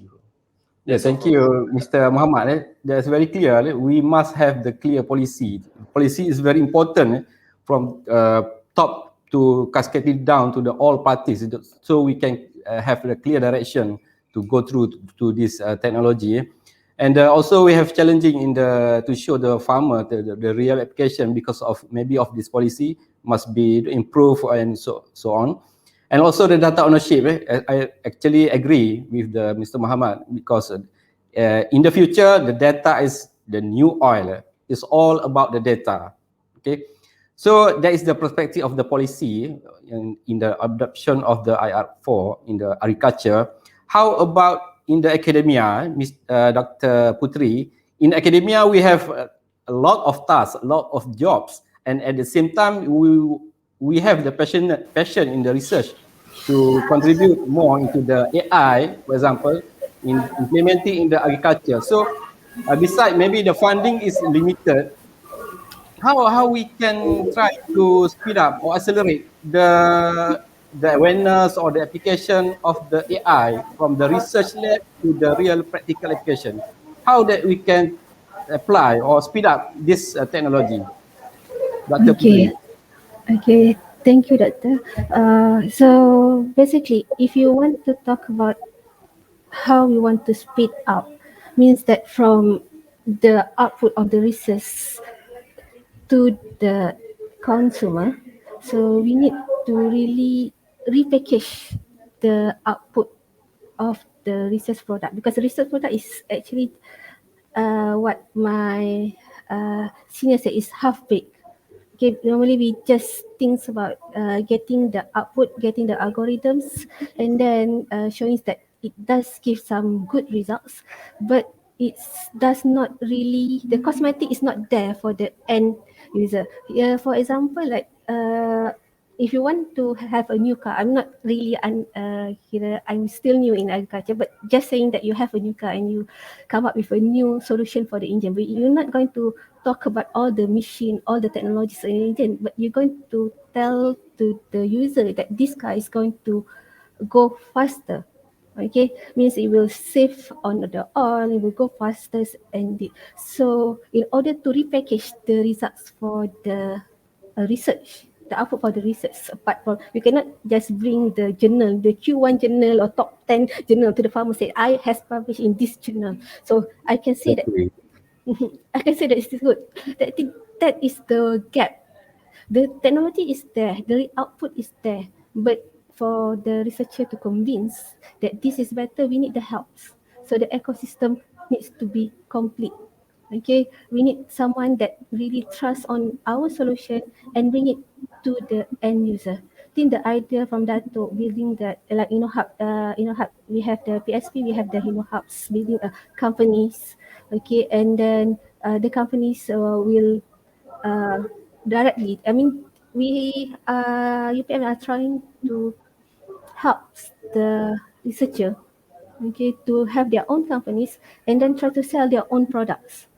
Alhamdulillah, I think that is going good. There's a lot of companies available in the hubs, okay, in agriculture and also in computer science. So another things that what we can think about, okay, apart the taking from Mr. Muhammad the policies, we as the researcher, we are actually born to the government policy. When we want to get grants or anything, we are looking at the government policy. We cannot run from there. Okay, so choosing the right policies and try to chunk it up. I always talk about, because policy is very big, we cannot source everything in the policy, but just take apart from that policies that are suitable for our expertise, because in IR 4.0, I mean, as a academician, all of us has lots of expertise. Okay, so we need to work together with other people so that these problems, we can find a solution, a good solution, okay, by working together with other fields, and then this solution can produce the output, not only just the journal, but really what you call it, that is that can be used directly in the field. Okay, we cannot, again, I'm really interested on the data set. When we talk about data set, I'm trying to look at data set for the farmers. There's not a lot data set from Malaysia. When we do the experiment, we are trying to take data sets, satellite images from the US, but actually we want the data sets that is locally based, not only the satellite images, but the condition for that area. What are the farm condition for a tanah in Perak, so in Selangor, what are the two, and combine it together. So again, data is very important, and the policy on the openness of data, who owns data. Sometimes we have the data, but we tend to like macam tak nak bagi. Itu masalah juga. Cannot share. Yeah, betul. So thank you, Dr. Putri. Yes, as mentioned by Dr. Putri, saya pun sendiri as a researcher, we research must go on. We must continue the research, and the data is also very important. We need to have a quality of the data. How we want to get the data is maybe come from the farmer, come from the small size farm or large scale farm. So we need to have the collaboration, because in AI, in machine learning, we need to have the quality of the data to give the better result or better prediction, to improve the production side to the agriculture. So my last question to Datuk. Datuk said that we may have a limitation in terms of the budget or financial, maybe from the government. But in terms of the perspective from the business or the corporate side or the investment side, how Datuk see that we can instead of we have limitation in the funding, we must go on. How does it see that we can try to speed up for this technology instead of the limitation from the funding in the perspective of the investment or the company such as FCA Capital? Silakan Datuk. Satu, saya nak menyentuh balik kepada Dr. Muhammad punya isu on policy. I think kita dah over 60 years after independence, and I don't think we have any more question or understanding of having a good policy. I think kita dah ada very good policy. Tak sekiralah tukar government ke, tukar leader ke, the fundamental of the policy is that. Saya have a full belief and faith that our policy is at par with the other policy of the government in any parts of the world. Cuma yang kita confuse adalah branding. Apabila tukar brand, kita kata tukar polisi. The fundamental is the same. One day you call it for example lah, brand lah kata PH government. Lepas tu you can be BN government. Lepas tu PN government. Then I don't know what government you want to see lah. But fundamentally it's the same. The branding change. Even our from the perspective of politics or of economy, kita one day kita panggil penjana, sekali kita panggil pelaksana, kita panggil itu pagi ini. We are so much caught in orang kata apa ni, branding a slogan lah. Tapi fundamentally we are doing the same. We want to increase demand. So kita bagi bring ke, kita bagi apa ke gift, is actually ultimately the goal is to create consumer demand. So fundamentally the policy is the principle and the fundamental is the same. Only nama yang bertukar. Dan saya tidak mau menyentuh lah. I'm not against of branding pun. Okay, good. Everyone have a branding. But we must make everybody understand that the fundamentals are the same.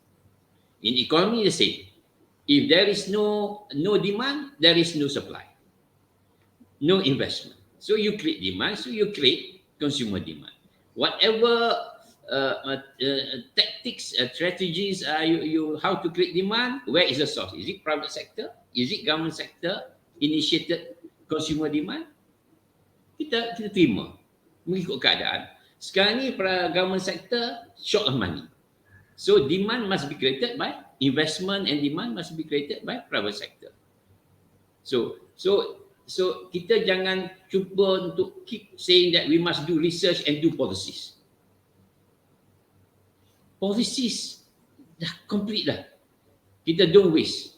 The other budaya yang kita track is every time kita tukar the man in charge, kita akan buat kononnya lah new plan agriculture, and the end up, this is my belief lah, we keep believing in consultant. Then I think all the foreign consultant will get the push lah, berjuta-juta kita bayar consultant, and all these are cut and paste. Even our government civil servant, I think not very happy with the point concept. They can go to internet and find everything you want to know about policy in the country of advanced country. In Africa, you can find from there. You researcher pun you pergi kat. We have all the information at the fingertip. Kalau pergi consultant pun dia cut and paste juga. And always we believe in foreign consultant. I always say that they know are only good in presentation lah. Dia cantik lah buat figures. And nak dia also panggil farmers, dia panggil civil servant to go and join dia punya orang kata bengkel. So they will listen to us. Sekarang I dah tak mahu dah pergi, dia kata we give our opinion, but when we got the report, dia dah buat cut and paste, dia dah ready dah the framework. Sebab tu kita punya framework ni tak pernah menjadi untuk kita implement. Because it's only for the sake of asking the stakeholder to come in and debate in kononnya lab. We create 7 days lab, 20 days lab, 3 weeks lab. Kononnya kita pun pergilah. And they consultant, they already have their framework. because they cut and paste. I'm sorry. I mean, if they agree with me, this is the fact. We all feel, maybe we are wrong, but this is what we feel. Saya punya group agriculture ni KEGA. Saya nak cerita sikit lah. Dalam Sila. we have been attending lab ni. Sampai kalau I tanya dia orang bersuara kata, we have given up with the government attending lab ni. Daripada daripada pemandu what did you call it tadi kata plan apa NTAA sekarang ni KEGA, now they call it key economic sector pula. So kita orang semua dah pergi attend lab ni, tapi when come to implementation, launch habis. Dulu launch physical, sekarang launch dengan maya. Launch sana, launch sini, masuk website, masuk maya, pergi masuk bengkel, tengok apa ni? Tengok all the apa ni? So but wait, and these people are crying. They have their strategy, they have their ability, they have the skill. Anak-anak muda kita semua. My cluster, there are 24 clusters, young people. They know what to do. They are doing now, but they cannot scale up. Menangis-nangis nak memohon. Nobody listen when come to implementation. And I say, what we need only two. Implementation strategy, dan just do it. Siapa nak buat? And dua-dua ni dah ada kat dia orang ni, at the private sector. I can call 24 clusters. Beratus, not only non-bumi, bumi. We are proud they are there. You dengan graduate your graduate entrepreneur, agro entrepreneur. They are the one who is going to determine whether industry 4.0 can be adapted, not the old farmers. So your agro entrepreneurs at the university yang you duk train ni, they are already exposed. And if they are exposed in the right way of thinking of farming, dulu kita punya graduate ni dia fikir farming is actually temporary work before they get an offer. Dia dah train macam tu. Dia kata farming is not a permanent job. It's only temporary before they get another offer. But the nature of farming now, as you see with the industry 4.0, is totally different. It's a continuous research, continuous learning. Dia ni fed up ni apabila dia pergi buat yang sama. But once you change the thinking, the mental scope of thinking, I don't know lah, with all our education system kata we must go for high order thinking skill. But mengapa this HOT ni tak translate in our graduates? Let's see, agriculture is a permanent job. It's a very creative, dynamic profession. Orang tengok agriculture ni for young people, they do not see agriculture as a dynamic profession. Can we instill in the university the nature of mental threat that we have ni, get it out and say that agriculture is actually a dynamic profession. And I believe, I pun muda-muda tak rasa macam tu, tapi apabila one agriculture, ya Allah, you see that it's a dynamic profession. With a lot of new creativity, new finding, new research, that you finally say that 24 hours is not enough for you to do, just to check through the internet on the new findings of agriculture. So at the university also, I'm sorry to say that, I'm quite blunt about it. I say, mengapa kita tak boleh create a different, orang kata, belief in young people in farming and agriculture. Instill more at the university dynamism of the agriculture sector. Orang ingat technology 4.0, AI become very interesting, but those applications are still agriculture. So that's, I think what I'm saying is, ada orang nak buat, ada orang ada strategi, tetapi dia tak pernah didengar. I can say they are crying now. Yang dah identify dekat 200 projek under KEGA. Duk menunggu. So, are you saying that we are not ready? Yes, we are ready. Are you saying that Bumi is not ready? My interaction with Bumi, they are ready. tetapi apa dia punya kehendak tak didengar. You end up people who are actually given the authority to do it, end up with a desk job. Itu I'm sorry to say. For example, kita tengok kan, benda ni depan kita. Hari ni keluar, yesterday keluar, Thailand kata ketum boleh jual, boleh. And they are exporting overseas. Then dia tak sempat, dia beli ketum kat Kedah. And they take 5 times, 10 times the value. Marijuana. My friend Armi menangis-nangis nak dapat, please lah. Whatever you want to put a framework, kata give me the approval. Dia menangis, dia develop. I think he is one of the few bumi who really I see committed and really tak give up for many years. Tapi who is listening? I'm just giving an example. We are not listening to the right people who have been coming forward to offer that I want to do it. Itu saja. And we say that you kata semua farmers tak ready. I think the new generation is ready. And they are there. Tapi they are being neglected. Itu sajalah. So what we need now is people who are there, who knows the strategy and want to do it. Start kat situ dulu. University start dengan holding company dulu. Work together. Satu lagi pemikiran orang kita ni, especially the Malays, I'm going to say that, is exclusivity. Kita tak ada konsep of inclusivity. We always work in silos. When we have something, we cannot share. Kalau nak bercakap, nanti orang lain buat. Orang lain do. True. So, we especially bumi ni, trapped in a exclusive mindset.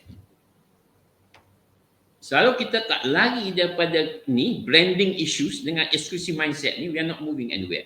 We'll be actually going on, going round and round. Bukan susahnya, it's only the mind. We are trapped in the mind. Resources semua ada. When you say funding, I know we are having a funding problem. But with technology 4.0, we can have access direct to the investor who has money. Because digitalization will actually change everything. You see?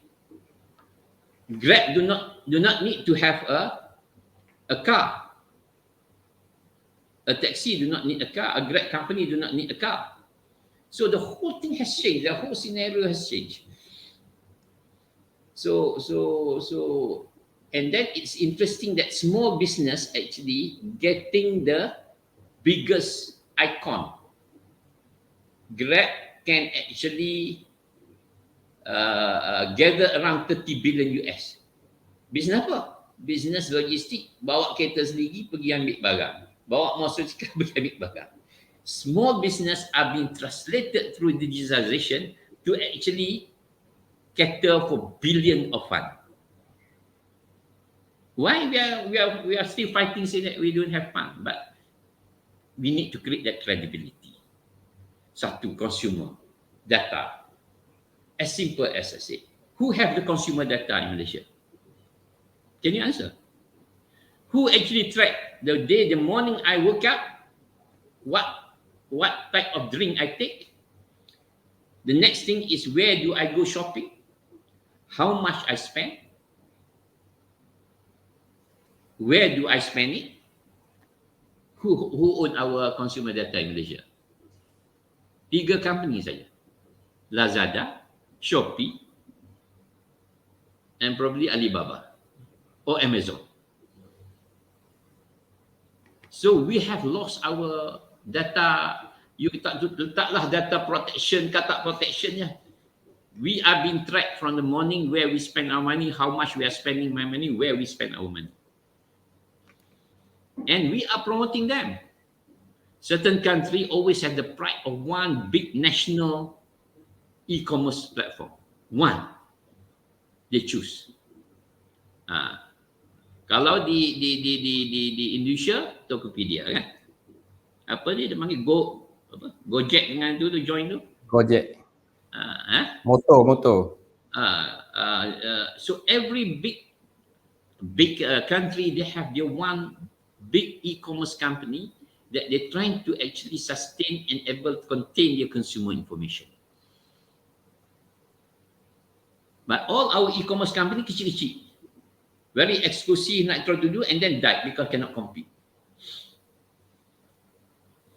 And the best thing is even our government agency is saying that, oh, we want to promote our product, we must go on Shopee, we must go on. Need sometime policy. When come to implementation, they lost the national interest. The national interest is actually disappear at the time of implementation because many reasons that we don't want to indulge in this lah. So I want to put a stand that policy is already good. I think government has done the best in terms of research and policies on research. We have the best policy equivalent with the advanced country. Tapi kalau government nak tukar branding, tak apalah. Tapi kita dah faham. Fundamentally is the same. Yang kekurangan kita adalah siapa nak implement dan siapa nak dia buat. Itu pun kita dah ada, tapi we fail to listen to them. We fail to listen to the stakeholder who want to do it. Kalau besok you buat satu session, I can bring my group, the 24 clusters, the economic clusters, to say that we are ready to do it. Okay, itu je lah. Okay, thank you, Datuk. It's very clear, as Datuk mentioned, the policy is already there. But the most important part is the implementation. How we want to speed up the implementation. We need, of course, the strategy and how to do it. The people may be already there, but how they want to speed up, how they want to implement. Okay, I think we have comes to the end. Kalau nak buat satu hari pun tak cukup ni, kena buat 2-3 hari kalau nak bincang lebih lanjut for the discussion more about the automation AI in agriculture. But I want to highlight some of the key points that we have very fruitful discussion. The webinar today is of course the funding is very important. We must to try to get a fund, and the government must have the adequate funding to speed up and to accelerate the adoption of the Industry 4.0 to the agriculture. And as they mentioned by all the panel, the academic, industry and practitioner cannot work in silo. We must do some collaboration in the real practice. That's for the research part in the AI. Myself in the background of AI. The data is very important. The quality of the data, we must have the very created, very dynamic, very big the data. From the data, we can do anything because the data is the new oil. And in terms of SMF part, small medium farm, they have limitation actually. The awareness, so they need support from the government, from the agency, banks, ataupun the association like Persatuan Peladang and many more. But we at the university and also must build the awareness how we want to, tanamkan their mindset, how we can move, how we can improve our production using the various the technology in AI or in the Industrial Revolution 4.0. In terms of the university research, we still continue the research. The fundamental research is still good. From the fundamental research, we can do a lot to the production side. And again, as mentioned by Dato', the strategy is all about strategy. How we can adopt the strategy, how we can think about the strategy to strengthen our technology in agriculture, and also the implementation. We have the right strategy, we must do the implementation. Just do it. Maybe Dr. Muhammad, can I just give just last one? Alright. Please, Dato'. Berapa public university kita ada? Dalam berapa belas lupa dah. Ya, tiap-tiap state ada universiti. Yeah. Even the smallest state, the university kan. We have 20 public university nowadays, Dato'. 20 ke 24? 24. 20, I rasa lah 20 to 24 lah. Yeah, 20 public universities. Dan tiap-tiap state ada. Dan dalam universiti itu 20 universiti itu semua ada branch. Kat every major district pun ada branch. What do I see? As you say AI. What I see is university is the nadi rakyat. University is the nadi rakyat. Student, the undergraduate are semua anak-anak petani. Ada yang anak petani, ada anak manufacturer, ada mana. Semua is represented in the university. Dan university, tiap-tiap dia location adalah nadi rakyat. And the best access to getting this information is from the university. If the 20 university work together to set up a common AI center, this again, I'm saying that, why not the holding company of the university join together, share together your money? You kata tak ada duit university. Takkan you tak boleh satu company UMK dapat letak 1 juta, 20 universiti, dah 20 juta. Yeah. So why can't each university want to have their own a center? As you said lah, now we have all the technologies there. So you can handle this without investing in the hardware. You have the brain, the university has the brain. So as I said lah, you want to talk about consumer information, corporate information, political information. But I always say that nadi rakyat adalah university. And I see university on my time where kita selalu is seen as a nadi rakyat. Kalaulah dibaling itu kelaparan, kita yang pergi demonstrate dulu. We get the first information. Kalau masa dulu lah, my friend is still there, some ada lagi. Kalau di Tasik Utara tu dah kelaparan, kita yang duduk on the ground demonstrating. Kerana kita masa tu universiti adalah nadi rakyat. But now with all the artificial intelligence automation, but we lost that. University as nadi rakyat. Maybe we are over with demonstration, but we are with economics matters and so on. You can be nadi rakyat for economic matters. Itu aja lah nak cakapnya. The role of university has to be different. Even university have to, orang kata reboot lah. Kalau Datuk Isyamuddin Karangkraf tu suka, dia kata reboot. Terima kasih. Yeah, very agree. I'm very agree with Datuk. University is nadi rakyat. We must take that term to bring to our mindset, to teach to the student how they can contribute to the national society and many more. Yeah, because we come to the end now. After this, with this expertise, as mentioned by Datuk and other panels, we are available expertise in this webinar today. Maybe we can have some collaboration, works and investment to speed up or to create awareness of the Agri-Tech 4.0 using AI, OT, and the strategy to make a joint venture company, make a new innovation in this area, maybe from the UMK, FCA Capital, and also from UPM, insyaAllah. Okay, thanks you again, Datuk Amin, Mr. Muhammad, and Dr. Putri for presenting and participating in this webinar. We have learned a lot from all the panels.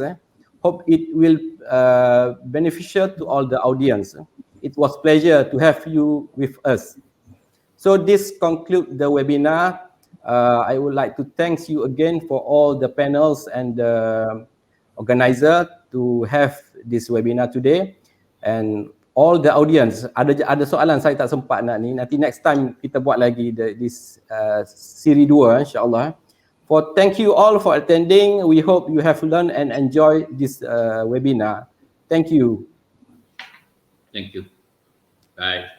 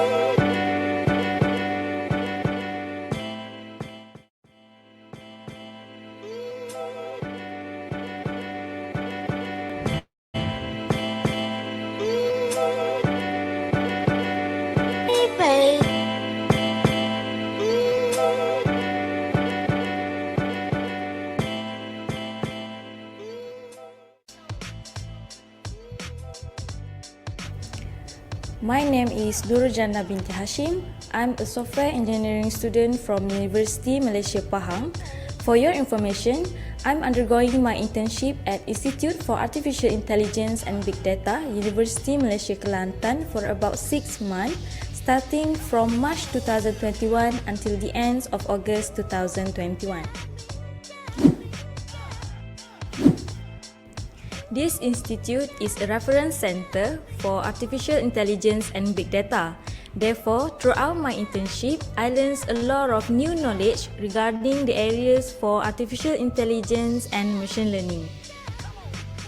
I was assigned to tasks such as article writing, designing a website interface, creating a dashboard of COVID-19 using data, and many more. Furthermore, I was given a task to build a mobile application that have the AI elements and the project called Sign Language Translator for mobile devices. It is used to translate a sign language using the camera and learn basic sign language by watching the videos. It is developed using Python language for model development and Java language for mobile system development. This application successfully developed with the guidance from my supervisor and others fellows. During this period, I successfully increased my soft skill and interpersonal skill. Besides that, I also gained new technical skills which are very useful for my future career. Other than that, I would like to say thank you to this institute for providing us with many good facilities in order to create a comfortable working experience.